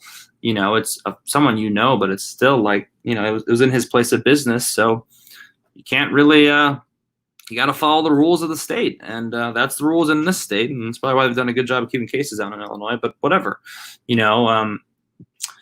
You just have to realize that times are massively different, and so it's a good time to adapt and figure out where is a really good place to bring new customer traffic in from. You know, like which network is best. And like I said, there's so many different networks, and you just got to figure out which one works best for you. And then afterwards, like the second part of this is that you then, and we've talked about this many, many times, but you have to bring someone to a converting website. Like, you have to bring someone to a converting website. If you're not bringing someone to a converting website, this whole process is for absolute waste. And I think a lot of people run ads, and they're running these ads to a website that just kind of sucks, or doesn't sell, or doesn't really capture data, or doesn't have a follow-up process, or just, like I said, sucks. You want to make sure that you're doing this properly and not running ads to a website that doesn't work. And like, we've talked about this on so many different calls, and you guys have every single, like, anyone that's on this call right now, you have every single resource at the literally a few keyboard clicks away. You just have to actually go and do it, right? Like, you want to learn how to do something, go to YouTube. You want to learn how to run Facebook ads, go to Success Club and go back to our stuff. We've talked about it. You want to learn what a good funnel should look like? Go look at websites that convert, or go back into Success Club and watch some of the videos. You want to learn how to make new digital events?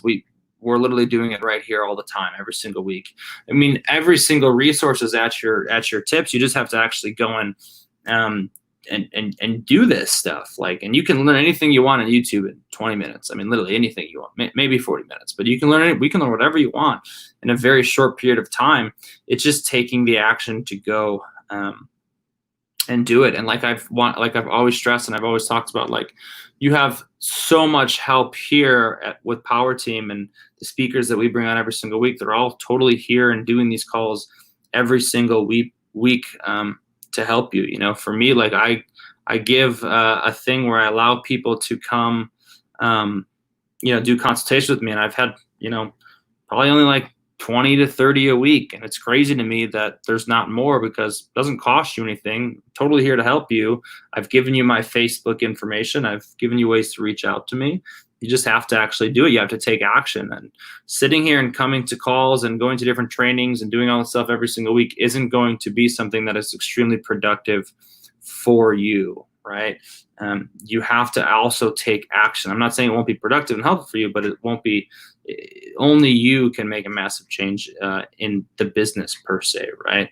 And if you guys have any questions whatsoever, you can fire away questions at me. Like, we've done a lot of these calls, and it's almost, to me anyway, it's like at the end of the day, like, only so much I can tell you guys to do. You have to actually just go and do it. Like, you have to put in the work and deal with the fun aspects of those repercussions of doing the work. Like, it's productive stuff. It's exciting stuff. And I think everyone now has realized that it's not going away. Like, this isn't going to change anytime soon. So let's figure out ways to make things better and adapt and make your business a hell of a lot stronger for the next 5 to 10 to 15, 20, 50 years, however long you're trying to get this thing going for.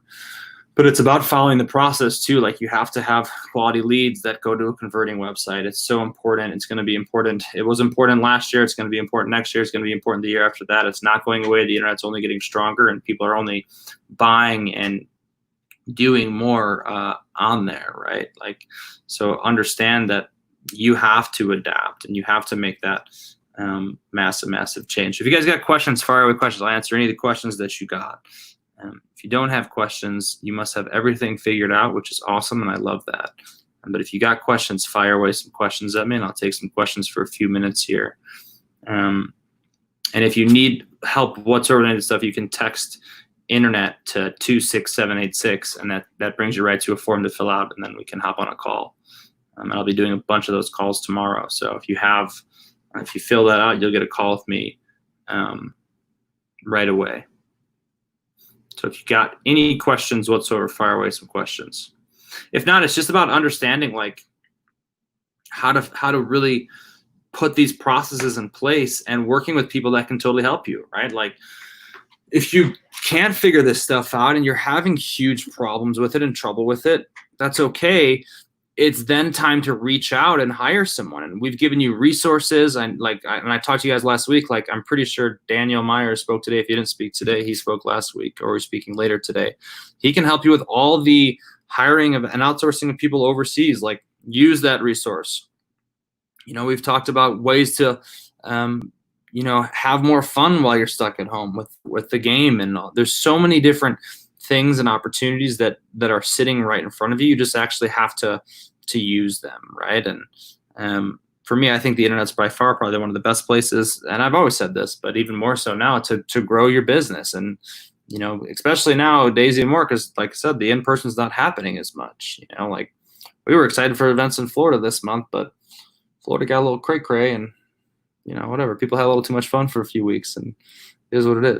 We don't have those nice beaches in Chicago. We had thunderstorms and probably had snow or something, who knows. So we don't get that fun luxury of it.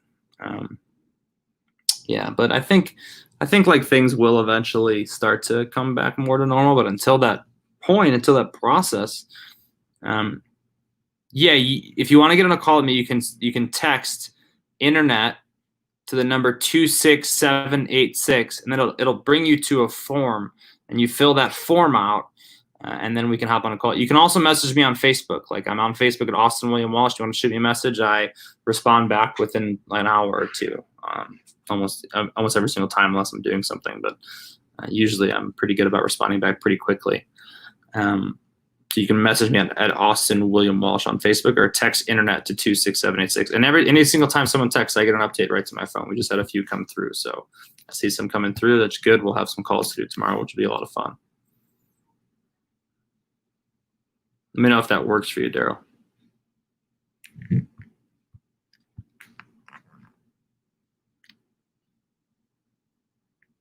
Isn't it great when I have my mic on? How they're, it's great to see people saying, "Yep, I'm in. Let's get it going now." Yeah, it is great. I love it. Austin, thank you so much for being on. Yeah, of course, brother. Anytime. Been a great day. We had Frank Scheckman, from Make-A-Wish. We had your dad with Safe Haven. We had a great panel. One of the panelists came all the way from his car in New Zealand. I love it. So it was great. He had like the best reception of all of us. Yeah, I told him, I want to know what you're doing. He's got that good internet down there. Little less competition for internet. Right, that's right. A little less competition for internet down there. I love it. Any last words before I let you go? I mean, just get to work, everyone. That's really at the end of the day. I've been preaching that for a long time, so you know how it is. Awesome. All right, Austin, you're amazing. Have a great evening. Bye, guys. All right, everybody. J-Breath, this is the time. Text internet to 26786. Text internet to 26786. Get your business rocking. Get it moving. It's critical. It's huge. And join the Success Club. How easier does that get? Go to successclub2020.com and get as many educational moments, learning moments, things you can do immediately, and join it now, right? There's complimentary. If you were me, I only do VIP. Everything I do is VIP, so definitely upgrade if that's what you so choose. But go to successclub2020.com and just join us and work with Austin. Austin is brilliant. Austin is brilliant at what he does, and he lives it. He breathes it. It's everything about him. It's just phenomenal. So we've had an amazing day so far. We've had a very of service day, which I know all our speakers are really big on that, and I think that's really critical. And it's interesting that we've had such an of service day. And literally, I'm serious. We had Nick Hoyle from New Zealand. He's freaking awesome. He used to do events over here with me, and he was in his car, right, on a headset and a phone. He had the phone tethered to the computer, and that was the most crystal clear signal, right? So when it's meant to happen, it's meant to happen, because he wasn't sure he was going to make it, and he's like, yeah, if it happens, it happens. So that was a great interview, and he really gave us great tidbits. So did Yolanda in the beginning. If you want to work with any of our speakers or any of our panels, I'll tell you how to do that again later. I'll be doing a wrap after our last VIP panel and really taking a look at business and answering business questions. If any of you have any of them, that would be great. But being of service is critical for the next piece. Our next gentleman has been of service most of his life. He's lived around the world. He has started virtual assistant companies. He knows how your company should work with how to work with them, how to put it into your business, the paradigm, setting the direction, and just is one of the most brilliant men I've ever worked with, and is big into artificial intelligence and how that works within the business paradigm. So without any further ado, let's give it up for Mr. Dan Meyer. Dan, how are you? Hey, doing good, Michael. Good to be here. How's it going for you today? Awesome. Good. I'm going to turn this over to you. All right. So I'm going to talk about virtual staffing. And you've had a lot of great conversations this evening, and a lot of things end up in one place. You have to take action. You have to do something. Austin talked a lot about that a few minutes ago, and really that's the key of what I'm going to talk about, is helping you figure out how to take what you should be doing and make it into what you are doing with the help of virtual staffing, or basically a virtual assistant. That's how most of us start. When you have a virtual assistant, it gives you extra resources. You get two brains, right? You get an extra set of eyes. It's really important. So I'll talk about that. I'll talk about a couple other topics as well. Talk about how to expand your digital marketing. You can do so much more with the VA than you can do by yourself. It helps you manage your time better. It gives you ability to get more done every day. You get more bang for your budget. If you're spending money on things right now, generally a VA, if you have them streamline stuff and do it for you, it actually will end up saving you money. And then I'll talk about that. I'll talk a little bit more about how to do 24/7. Austin talked about this before, about we live on the internet. We live in a world where everything is connected, where people expect things right now. So the importance of having 24/7 customer contact and engagement is something a VA can help you do. And then finally, I'll talk about how easy it is to get started. It's not that hard. Some of you may have had a VA in the past and you loved it. Some of you may have had a VA and it didn't work out so well. But I'll tell you how we do it, how I do it for my company, and how my clients do it, and how we're pretty successful. So if you don't mind, I'll tell you a little bit about my background. So Michael mentioned that I set up a bunch of virtual teams. I lived around the world. So I've been a global digital nomad for the last decade, living in Southeast Asia, doing a lot of training. I did a lot of data analytics training. My background's in data analytics and while I was in the Philippines doing some data analysis training for a couple of the big call centers there, I got asked by a friend to set up a virtual team for him because he knew people in the Philippines could do the virtual assistant work. And it was started out as a sideline. And before I knew it, it was a full-time job. It was a business. It's something I grew to be over 100 employees and making over $1 million a year, all through virtual staffing. So I've been through all of it. I know how to do it. I know how to find the right talent. I know how to connect you with the people that can do things for you. And I don't just give you a VA and let it go. We build a system for you, a virtual staffing system that allows you to plug more people into it as you grow. And this is something that all my clients have enjoyed, is that when they start using a virtual assistant, it does so many things for them that it helps them grow their business. And this is the model I used to go from a business of 1 to a business of 100. So one of the most important things that you get when you have a VA is you get that second pair of eyes, that second brain, and think about how you could use that in your business. There are probably some things you're doing right now that you do pretty well, but you're not really an expert at. But if you had an expert, you could be doing so much more. Take, for example, if you're not really big on graphic design. If you're kind of making your own images or sharing images on social media, but it's not your forte, or maybe you're good at it, but you don't have time for it, having a virtual assistant who can, crank out social media images using Canva, a free, software, is something that we have a lot of people that can do that. And you can have people create things every day. One of the most common things I do for my clients is that digital marketing piece, is that social media, where we're out there trying to figure out how to make somebody expand their reach. And this is how we do it. We learn your voice, right? Every entrepreneur, every business owner has a unique way of doing things. They have their own personal brand. And when they're engaging with their clients, when they're talking to their audience, when you're doing things that are representing your business, you bring a certain passion to it. And it's hard for most people to replicate that. But we find virtual assistants who are good at that, who can replicate what you do so that they become an extension of you in the digital space. And this is super important because people look for consistency from your brand.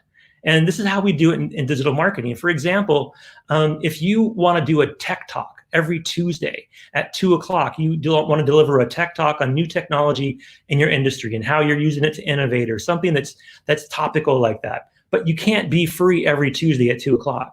And you can't even always record everything you need or make everything you need to deliver it Tuesday at 2 o'clock because you're an entrepreneur, a business owner. You're just doing too many things. But if you have a virtual assistant whose primary job function is to do the content for that video, put the video out there, share it, capture engagement, capture leads, and grow your business around that video, it becomes so much more powerful. I do this myself. I have a lot of videos I put on YouTube. I do a lot of images on my business sites here on Facebook and Instagram, but I actually don't do any of them, right?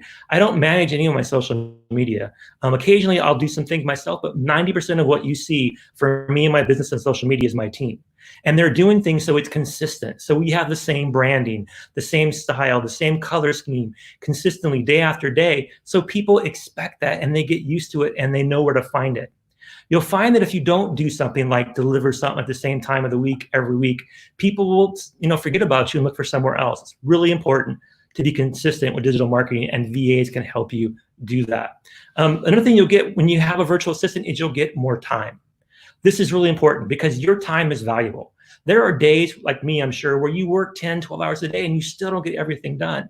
That can be so frustrating, but that doesn't happen to me very often anymore because pretty much I manage my time better because I have people that are doing things that I don't have to worry about. So it frees me up to focus more on what I want to do.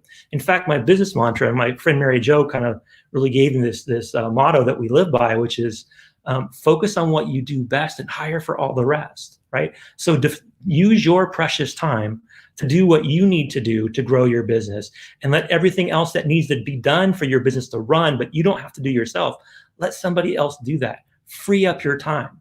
Like, simply put, owners spend a lot of time doing what they shouldn't be doing. Entrepreneurs, especially solopreneurs, you spend way too much time doing things that somebody else should be doing because they can probably do it faster and better than you can. It's a reality check, right? If you want to scale your business, you've got to invest in other people. And managing time is a big way to do that. I mean, think about all the things you do every week for your business. Just take a moment and make a list. Just think about all the things you do in a given week to help grow your business. And then think about all the things that you wish you could do. If you had unlimited time, unlimited resources, unlimited budget, what would you do? Well, the key with a virtual assistant is you take the things you're doing now, especially the things that you don't have to be doing, but someone has to do. Things that are time consuming, manual, repetitive, painful, brain numbing things that you don't want to keep doing.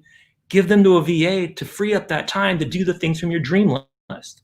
That's how you grow your business. That's how I grew my business. That's how my clients are growing their businesses, because they're freeing themselves up to do what they do best.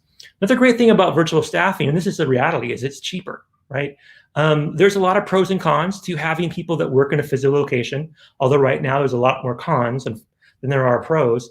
And there's benefits people work virtual. And I've worked really hard to help my staff figure out how to really optimize their digital workspace. And we help you do that as well. We use all the latest apps when it comes to project management apps like Trello or Monday. We know how to use Dropbox or Google Drive to do cloud storage. We know all these tech tricks that help you save money by using applications that are free, if not free, definitely cheap. And you have somebody who you're probably paying a smaller wage than you would if they were office-based, and you don't have the operational cost of maintaining a big office. This is really how you can grow your business.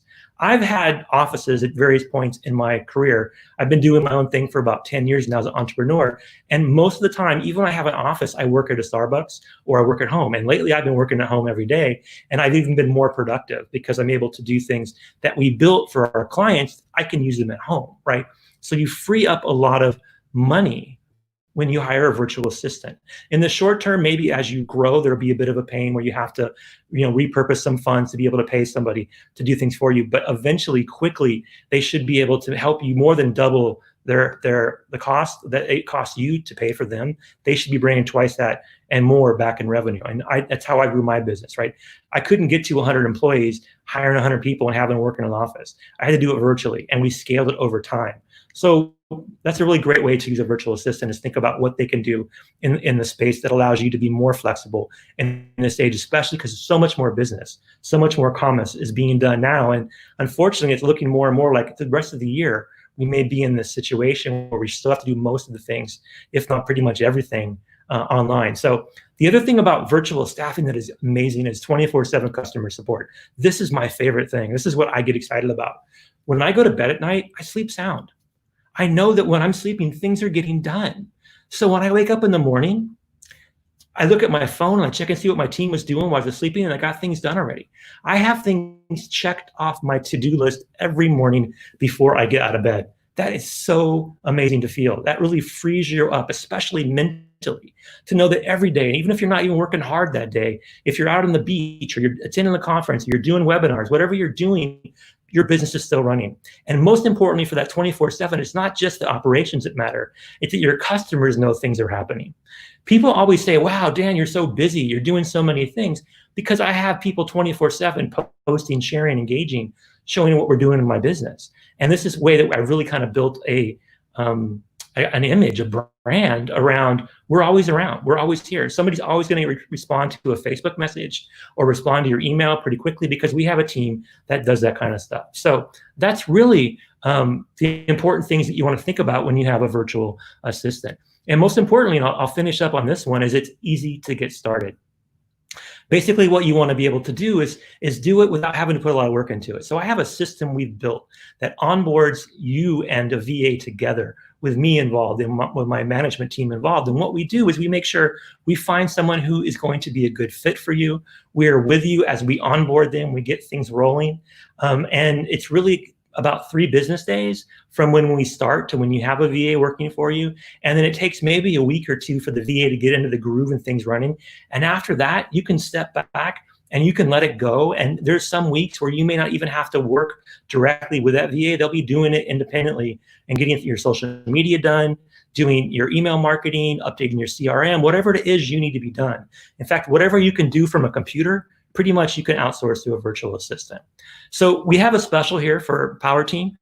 It's a package of 40 hours for $497. Right? So if you want to avail of a virtual assistant, if you want to get started, even if you're not sure if it's right for you, you can talk to me and I'll walk you through a free consultation to help you understand about how you can use the VA in your business, to do your Facebook ads, to do your LinkedIn, to do your social media marketing, to do email campaigns, media bookings, schedule calendar events, whatever you need, we can do for this package of $497. So just text the word data to 26786. That's how you get started.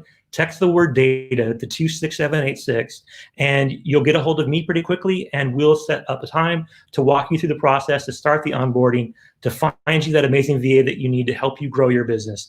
And it's going to be the best way right now in this period of time where you can use talent from around the world to help you do what you need to do to grow your passion. So that's my talk for this evening. Michael, thanks a lot for the time.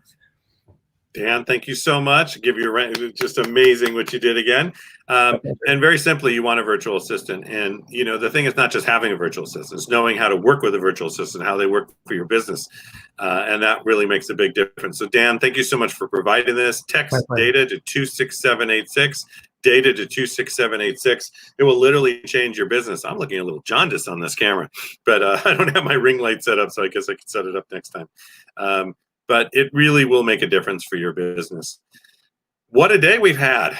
We had our first VIP panel. We brought people in all the way from New Zealand. See, we had the contest, like who's on the VIP panels, who's calling in from the furthest distance. And on this next panel, we'll probably do who's sitting in the hottest place on the planet.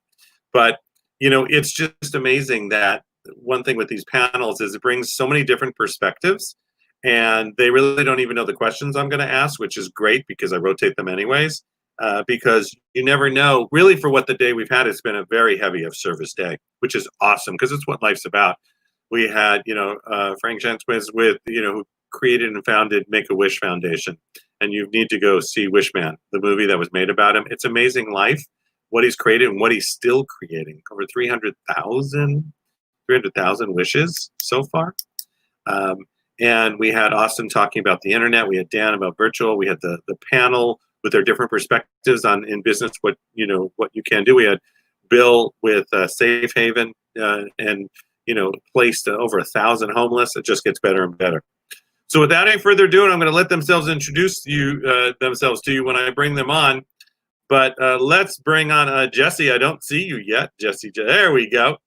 Let's bring on Deanne too. Let's bring on Jesse Martin and Deanne Chase. Hello, you two. Hey. Hello. Thanks for having us. Oh, it's a great day. Are you expecting more people? That's right. So the other panelist, actually, Salvador was going to be on, is in Chicago, and they're having terrible thunderstorms. So the whole area where he is, the power just went bye-bye. So wow. you roll. So we all got this text. I'm like, don't even worry. You know, just stay safe. It's all I can say. And life is good. We've all had those power situations. We've done thousands and thousands of webinars, and the strangest things have happened. So we actually once in 2007, we almost had a speaker basically expire in their car because it was North Queensland, but he couldn't put the air on because it was too much noise in the mic. And so literally he was sitting in like 120 degree and plus 90% humidity. And you know what? He did it. It worked. I wouldn't advise that another time. So wanted to thank you both for being on. It's great. We've had just an amazing day so far. I'm going to just, take a minute or two and tell us a little bit about your backgrounds, why you do what you do. And, and we'll talk more about what you can bring to the community. We'll start, of course, because we're gentlemen. Deanne, go ahead. So I'm Deanne Chase. I'm a business lawyer located in Southern California. I've been practicing law over 12 years. So I'm a business lawyer and business growth expert. So what I do is I help business owners to become legally savvy, which is basically helping business owners to build legal structures that form a successful foundation for their business and kind of help them to spot the issues, the legal pitfalls, if you will, in their business as well. So yeah, I'm glad to be here. I love Power Team. I traveled with Power Team last year, and just a great resource for information. I'm playing with the buttons again. What's amazing about that is you cover something that sometimes people, it's like, what is the biggest thing they fear? Obviously being a speaker, right? Which you've overcome, because I don't think that's a fear. And then they fear taxes. But I think also the entity and what you talk about and really the structure and business and how it should look, I think people fear that. And I think the brilliance of what you bring is that you don't have to fear it, that there's the way you bring about that part, I think, is just critical. And we'll talk about that more through the call. So, but go ahead, Jesse. Hey, thanks, Mike. Thanks for having us on and everything that Power Team does. It's great. So I'm an investor and primarily a real estate investor first. So my background has always been into building houses, remodeling houses, just everything real estate really is what is my passion. And so I kind of got into the real estate industry, became a broker. I got my real estate license and mostly I got it just because I wanted the inside track to find different deals. That took off on me. So we help people find their dream homes. We help them sell their homes. And we actually just created our own brokerage firm in the town that I live in. So that's kind of been putting that together has been a fun one over the last couple of weeks. But our passion is either flipping properties or finding multifamily properties. And then what we've got into recently is that we're teaching other people how to do what we do. And what we strive to do is show you can do it easier than it's before, right? You go to these courses and you learn it, but you don't ever do it. And so what we're striving to do is show you like, hey, it's easier than you think, but you have to have systems in place to do it. And so what we have put together is the programs and teaching people how to do it the easy way. And by using our systems, how they can be successful in the real estate industry. Which is great because it's about the education, the training, and same thing, taking the fear out and putting that forward. Just you can get it done now, but mentor with people. Because, I've always trained and said the greatest thing is to have 3 coaches, 2 mentors, and a mastermind. And people are always like, oh, what do I need that? You mean I got to pay for that? Right? And it's having that. And they always say, what does that mean? I'm like, 3 coaches, easy. 1 to kick your, and keep you moving. Yeah. 1 that maybe understands your business. And 1 who does your health, your wellness, and that other side. 1 mentor who's potentially in your business, but farther down the road where you want to be. 1 mentor who maybe the lifestyle or the be of service, or whatever that is. And a mastermind, a group of individuals that get together, create something out of nothing, and pay for it. Right? It's really critical to get that mentor. And it's because it's an investment in yourself. Look, have we all invested in ourselves? It takes money to make money, and that's part of it.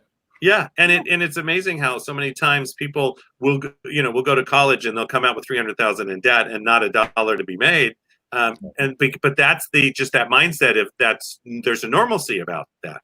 And I think the entrepreneur has said, no, I'm going to invest in myself. And I think that's really critical. So it's those things, the books that we read, the podcasts we listen to. I used to always say the books that we read, but everybody's like, I listen to podcasts. And the YouTube channel, whatever that is. What has that been for you? What is that, either that 1 book or that 1 podcast that either gets you up in the morning, continues, created you who you are? And somebody actually talked about their mom the other day. That was great. That I didn't expect. Jesse, I'm going to let you go first. So I love podcasts and I love books, and I have just dived deep to those people that are doing it. I didn't try to invent the wheel or reinvent the wheel. I find those people that they're doing it. They're doing what I want to do. And so I started listening to them and reading their books. And that has been a huge help of just those little nuggets that you find. And that's been really, really cool, saying, okay, here's how I was doing it this way. This is how this guy did it, and he was successful. I'm going to do it that way.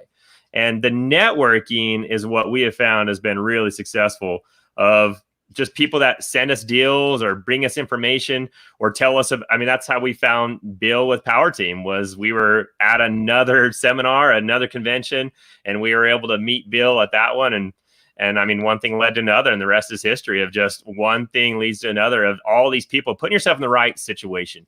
And that's what we do. If you're in the right place at the right time, and listen to the right people and surround yourself with those successful people. There's so many negative things going on in the world that we have today. So many negative people.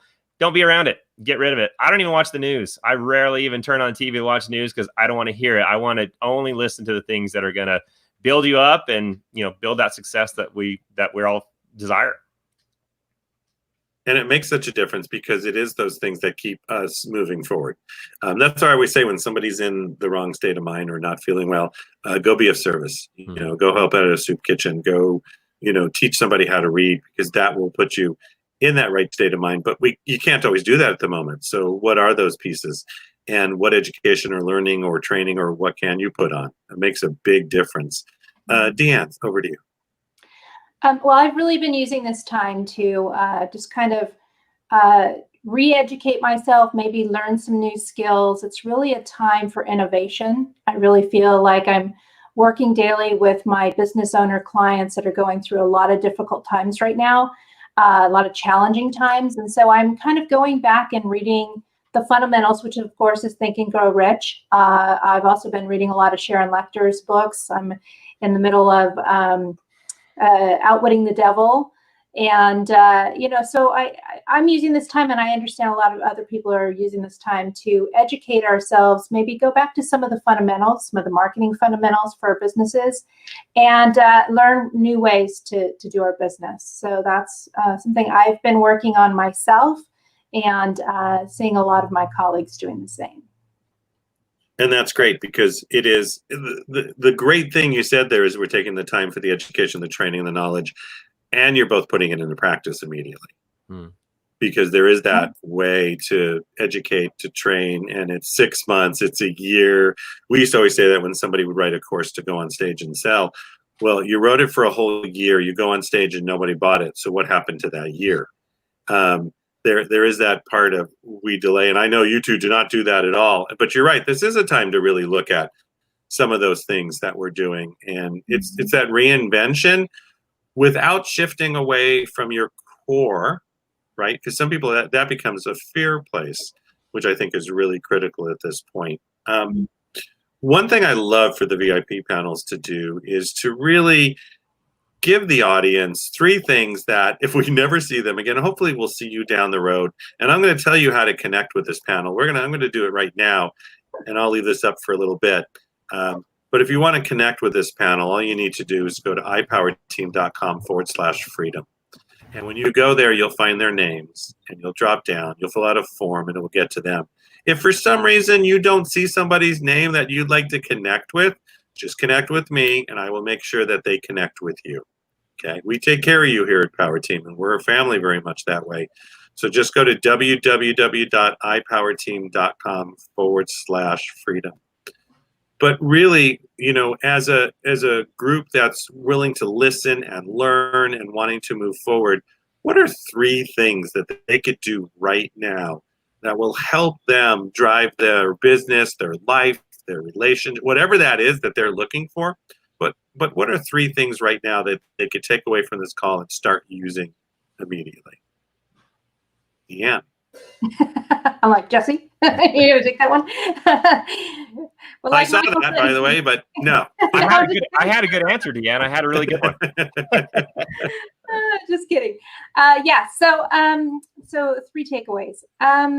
Like I said, now is really a time to focus on kind of on the foundation of your business, and making sure that you've got, maybe it's a good time to go back and maybe tie up some loose ends and make your business stronger. So when when the doors open, the doors are opening slowly, a little bit at a time, you and your business are stronger. So I think now is really a good time to look at the foundation of your business. So look at your entity structure. Make sure that you have an entity in place, like an LLC. Make sure your corporate documents are in order. Look at the whole structure, which includes make sure your contracts are in place. Make sure for a lot of my business clients right now, their contracts really need to take into account some of the COVID issues that are coming on, whether it's, I have got clients in the entertainment industry that have to add COVID policies. I have, clients who are looking at how to deal with their employees at this time. So making sure that you have an employee handbook in place. And as your employees are coming back into your workplaces, it's your job as an employer to provide them with a safe workplace with the appropriate PPE and everything like that. So you need to have your COVID policies in place. So I think that's what I'd really say right now is just, go back and refresh your business foundation. So you can take that with you going forward.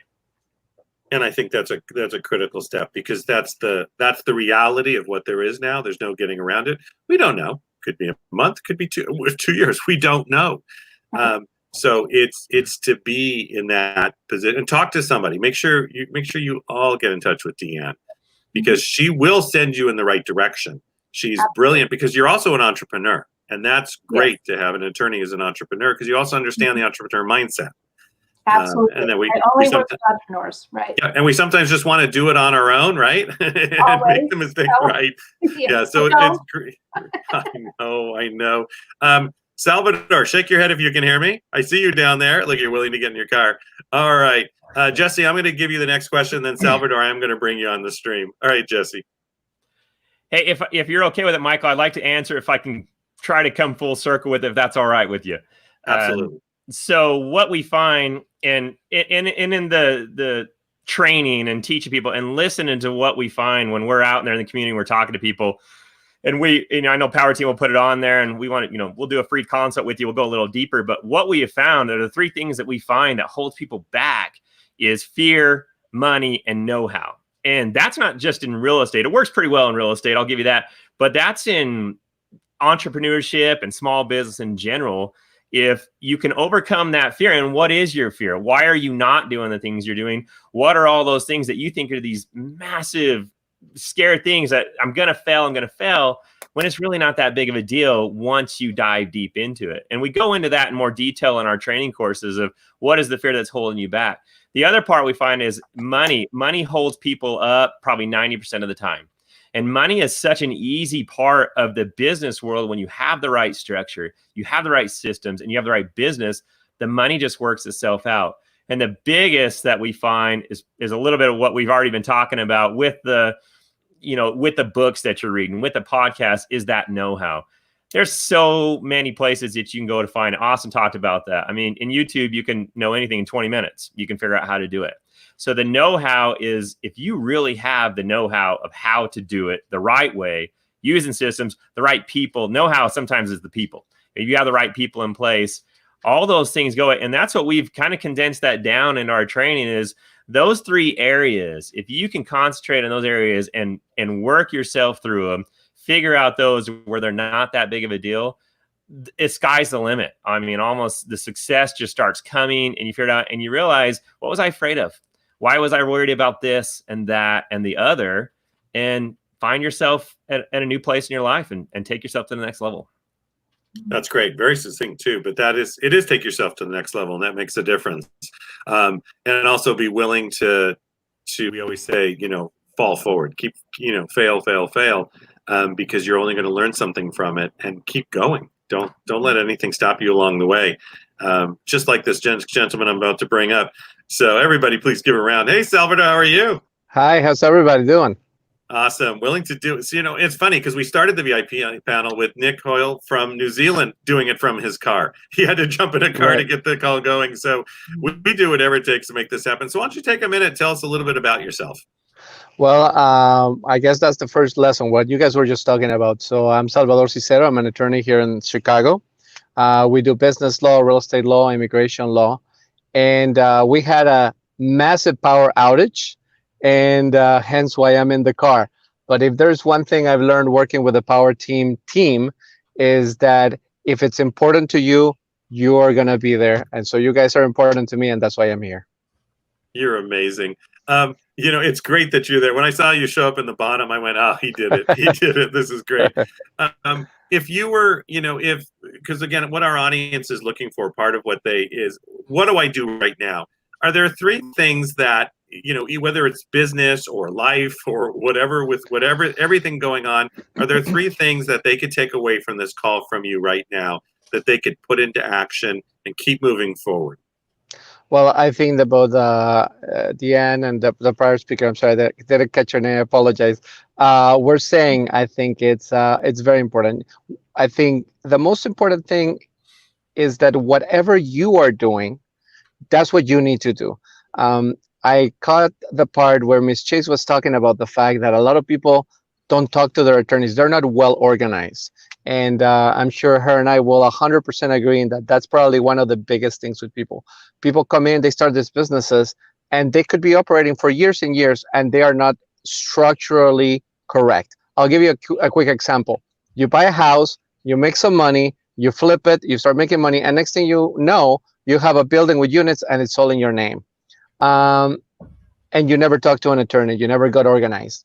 And so when you are successful at doing something, whatever business it is, you do what you do and you make money doing it. And many times you don't learn that transition, which is what the second speaker was talking about, which is you need to have the right people to help you get to the next level. So I think organizing yourself and understanding that what you do, unless you train somebody else to do it and understand that they will never do it the way you do it and keep an eye on them, I think that that's a very important lesson. And as a business owner, I have made that mistake before and it has cost me dearly. Yeah, it really does. And that's a really critical piece. That we are, and a lot of times we find it, because Jesse was talking about this too. It's right, it's okay. You like the way I slipped that in? Yes, you're welcome. I've done a lot of stage work. Yes. It's the fear, right? It's the fear of that. It's that little bit of knowledge, or we just don't hire the right person. For some reason, I'm going to do it all myself as an entrepreneur, and I'm not going to have that team around me. I mean, I just realized on this call, how many attorneys do I have here? So, it really is that part of ourselves that we're not willing to get the right. Well, I don't need an attorney. I don't need a tax accountant. I don't need a business strategist. I don't need them. It's all that, because I know, and it really makes a difference with what you've all done and really being entrepreneurs, right? Because you've all stepped out of the normal realm into something different. You've just being a business owner in a small business, it actually puts you in a different realm. Look at the percentage compared to, most of the people out there. And they want to be. If you were starting your business, I'm going to use the typical, this is the old podcast question, but I think it's important now with everything going on. I didn't do it earlier. Right. With everything going on right now, if you were to start again, right now in the middle of COVID, with either your business or just starting a business, what are some rules you would apply right now? Let me look at all the faces smiling. Let's give this, I'm going to give this, Jesse, go ahead. I'd probably call Daniel and get a VA. That's probably my first thing. So I was in the medical industry for the last 5-6 years. And before that, I always had my own company where I was doing, small business, and I could do everything myself. And I thought that was the way you do it. Got in the medical industry, and I wasn't the professional. And I got to the point where I had to hire employees. I had to hire a dentist to work for us. And that was hard. It was hard to let go of that control and trust them to do it. And after about a year of doing that, I realized, what the heck have I been doing? Why was I doing everything myself and we grew at, 10 times the levels that we would have done doing it ourselves. And so I'm a huge believer in what you just said, Michael, finding the right people to do it. You work on the back of them. There's a lot smarter people than me out there to do the job. And sometimes you just need to, hey, I need you guys to do it and do it at a lot higher level than what I can do it. And that was a huge, huge learning session for me over the last couple of years of figuring out the right way to do it. That's great. I'm still learning that. I'm still working on it, but we'll talk about that another time. It is, and as long as you've been an entrepreneur, there's that, we're sort of wired in a way to just do. And sometimes you have to let go of that. It's the hardest thing, and really build the team, because none of us would be here without a team. None of us would be here if we didn't have the teams around us. And I think that's a critical piece. Salvador, I'm going to turn it over to you. Right before I got on this call, my last consultation of the day, I was talking to the HR person of a medical practice that we're working with. And it's very interesting because this person happens to be a person I've known for a long time and just happens to be hired by this practice. So there's a lot of candor in our conversations. And the problem that they are having, which is a problem for those that are entrepreneurs, is that you hire the right person sometimes, but the question is, are you listening to what they are telling you? Because some of the advice is counterintuitive, and some of the things that need to be done it's not that they're so difficult to do, is that it's hard, I think, for entrepreneurs to let go. And I think Jesse touched on the fact that when you get somebody who knows better than you do and you let them do it, then you will thrive. But getting to that point is not as easy for a lot of people. And I think that's it. Well said. Well, that's right. No plus in that one. But it is. Deanne, go ahead. Yeah. Well, I mean, I'd have to agree with both of these gentlemen, especially what Jesse said. I think when you're starting a business, what I would do differently and what I tell people is you need to delegate. And I tell every business owner that I talk to, the first thing you delegate is you don't answer your own telephones. That's the first thing I tell people right off the bat is you don't answer your own telephone, because you then get caught up on, a lot of time spent in people kind of kicking the tires. You end up giving away a lot more than you need to. And so that's the first thing. And so the first thing I'd say is you delegate someone to answer your phone and maybe to screen your calls and conduct your intakes. And then I'd say if I was having it to do over again, I'd really focus on the technology. I mean, look at how right now what Austin talked about is using technology and the social platforms to get leads into your business instead of some of the old school ways that take a lot of time and don't have as much of an impact. So I'd say focus on technology. Learn, maybe you don't have to do everything in person anymore, especially now after COVID. People are much more familiar and comfortable with Zoom. It's going to save us all so much time in travel and, that coffee meeting that takes 2 hours and you're running back, to your office, that sort of thing. So that's what I'd say. Take advantage of technology. Yeah, and that's a really critical piece. And it's funny you talk about technology because just at that moment as you started, my daughter's cat decided to hit my keyboard at that time and turn my computer off. So thank gosh for fast computers that jump back on. But it is that, and look at Salvador, you're sitting in a car. I mean, and look at Nick down in New Zealand, right? Doing the whole call from his car, 6,000 miles away, and doing whatever it takes to make it happen. And also realizing that things are not about perfection, because we talked a little bit that earlier on the call today. Some people never get started because they get stuck in it has to be perfect or I'm not going to do it. I'm going to spend a year building it or it's not going to be. I'm going to continue because I think this is actually great. I think that comes up all the time.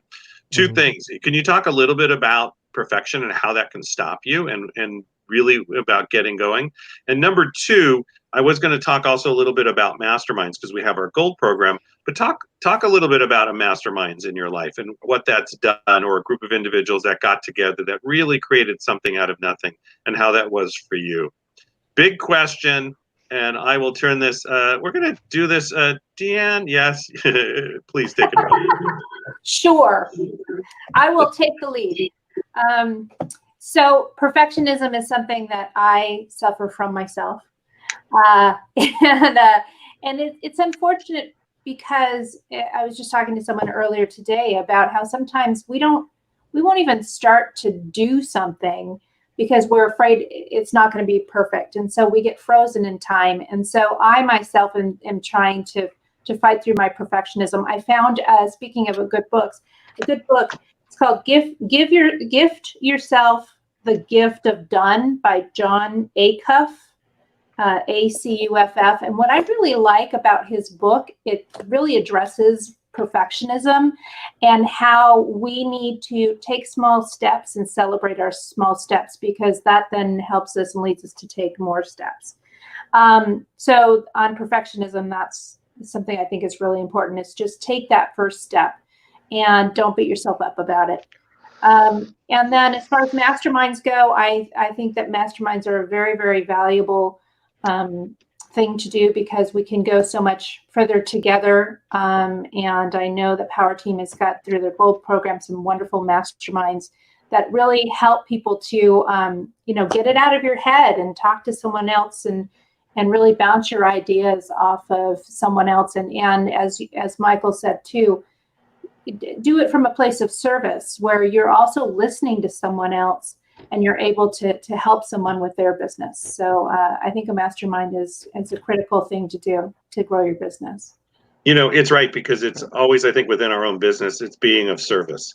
And if we can be of service, perfectionism is getting going. And a mastermind is being of service to a group of individuals and really wanting it more for them almost than they might themselves, but working together as a team. So All right, Jesse, you're up.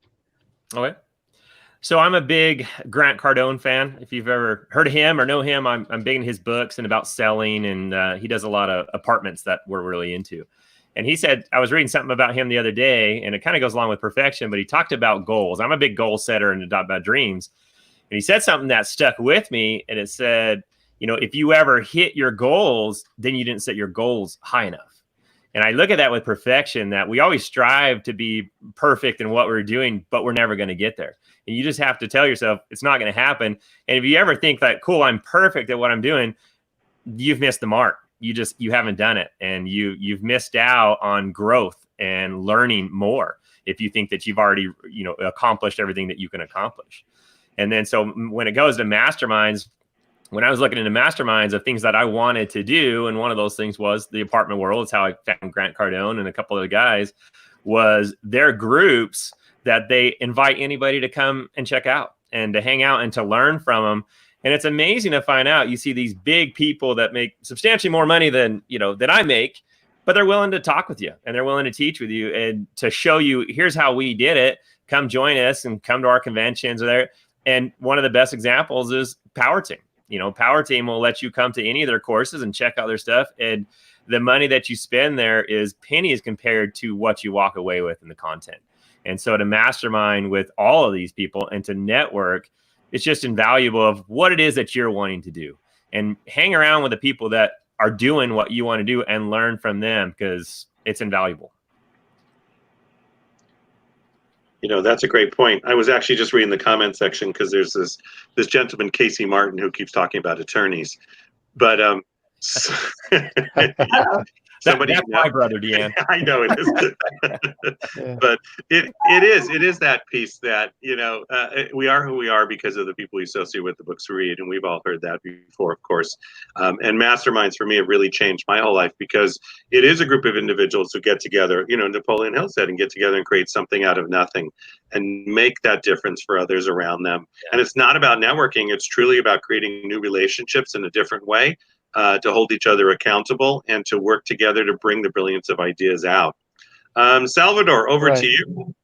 Well, I think you have to distinguish one thing, right? Perfection versus professionalism and quality. I think that that goes hand in hand with the more you know, the more you realize how little you know and how you can do better. But I think it's very important to, yes, not be afraid to take the step. I had somebody ask me recently, I got a call, we were having lunch, and it was a TV station. I said, hey, we need you to do a comment on this thing. I said, okay, send me the info. We did it. And then I did my thing. And they asked me, why do you do that? What do you get out of that? And I said, well, in my mind, if I'm given the opportunity to speak on TV, especially in the news, I'm going to take the opportunity because, number one, that's free advertising that I can't pay for, right? Or don't have to pay for. It's better to be the expert than the guy who paid for the advertisement after you speak, right? And it also gives you some sense of accomplishment, that you're doing something and you're contributing something. But the question stuck with me is why do some people question that? I would never question it. I would take the opportunity. And I'm bringing this up because I've done a lot of work with Power Team, and a lot of people are like, you're an attorney, why are you here, right? People ask me that. I was like, well, because I'm a business owner. And I'm a very proud member of the ISC that we have here in Chicago. And I've been to the many different meetings. I've been to the conventions, and I've been to all of these different meetings. And I have made some amazing friends that I have done business with. And so that is one of the things. So you learn from each other, but you also learn that successful people cross-refer with everybody. And it goes beyond just, I'll make some money from this, because you create a real relationship when you go to something like that. So I highly recommend it for anybody. Yeah, and I think it makes a difference that people say, well, it's not just about joining. By the way, Casey, you're awesome. It's not just about that joining part, but it's really being part of. And I think that's the difference, right? We invest in ourselves because we invest in those around us as we keep growing and learning, and we make mistakes every day, and we fall down every day, and we keep it's the investment in ourselves and all the relationships and continue to move forward. So you have all been amazing. You've been an amazing panel. Thank you so much for jumping on from everywhere you did and even from your car. That's awesome. To work with any of these wonderful speakers, just go to www.ipowerteam.com/freedom.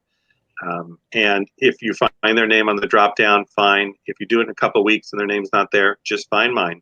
I'm head of global training for Power Team. I will get you to them. I will make sure they take care of you, and they will answer those questions and help your business get to that next level. Even if you're beginning and thinking about a business, these are the right people you need to talk to, because we've been the entrepreneurs. There's certain ways to set things up, and it's a critical time to really play this out to the next level. So I want to thank you all. Give yourselves a round of applause, and I want to just applause for you being on. Thank you all very much, and you guys are amazing. I'll talk to you soon. Bye, everyone. Bye. Thank you. You're welcome. Those of you on the stream, don't go anywhere. So I'm going to take this last couple of minutes, and I just want everybody to know that it is really about a team together, and it's about creating. If you like what you've heard all day, and you want to either be involved with a virtual mastermind. So Power Team is a virtual mastermind. I'll get you more information on that. We'll be having our next mastermind next Wednesday at 4 p.m. Pacific Standard Time. Just text SBA, just the letters SBA to 26786. Because as you create the foundation of your business and the paradigm of your business, the critical piece is, are you going to do it alone? Are you going to do this alone, or are you going to do it with a team? And you heard everybody today talk about a team. You heard everybody today get on and say, we can't do this alone. We had the founder of Make-A-Wish said it's been his team. He explicitly said without his team, he couldn't have done what he did. And I think that's a critical piece. And we work together as a team. We are a team. We're a team internationally. We have great speakers, and there's great speakers out there. If you like to be a speaker or a trainer, if you want to be on one of these virtuals, just text SBA to 26786. But join a mastermind. Don't be alone out there. And I'll also teach you how to put it into your business. They're very lucrative, and they're so informational, and they help businesses move forward. Just text SBA to 26786. I know you've done some texting today. And for those of you internationally, because I know there's a group that got on, I think from New Zealand, to support Nick, which I think is the most amazing thing in the world, you can just email me. It's Michael, MICHAEL .Silvers, SILVERS @ipowerteam.com. I want to thank everybody for being on. I am so impressed with everybody being here. Text it now. I'll shoot you my schedule. We'll have an appointment. We'll get you rocking and rolling. If you want help with your business, if you want to talk to these great speakers from today, if you want to know where to move next, if you want to know how to podcast, if you want to know how to get yourself on virtually, if you want to shift your business, whatever it is, I will send you in the right direction. I promise you that. For myself, Mr. Bill Walsh, Power Team, our ISC, benefactors, Salvador, thank you so much for being on today, jumping on the car, doing what it takes, from Nick in his car in New Zealand. And it's been just an amazing day for myself, Mr. Bill Walsh and Austin Walsh and the whole team at Power Team. And again, we do send love to Bernie Dorman's family, who has passed away. He was a powerhouse in the industry. His dad was one of the mentors for Napoleon Hill and changed the landscape for most of us here. We send our love, our condolences, and our prayers to the family. We thank you all for being on today. Make it the best day. Go be of service. Look forward to seeing you next week. Next week, Monday night, we have Success by Design, Tuesday Internet, Wednesday speaker, and a virtual mastermind. And Thursday, we have our global summit. And you want to be on there. It starts at 9 in the morning, and we're going to rock all the way through the day. We have iHeartRadio on with us, and they'll be presenting. I'll be keynoting, and we have the most amazing speakers through the day. And we can take questions. We can put you into breakout rooms and board rooms so you can have one-on-one individuals or small groups. Want to thank you again, everybody. Thank you for being on. Michael Silvers, Executive Vice President with Power Team. It's been a great day. I'm honored to be here. All right. Goodbye, everyone.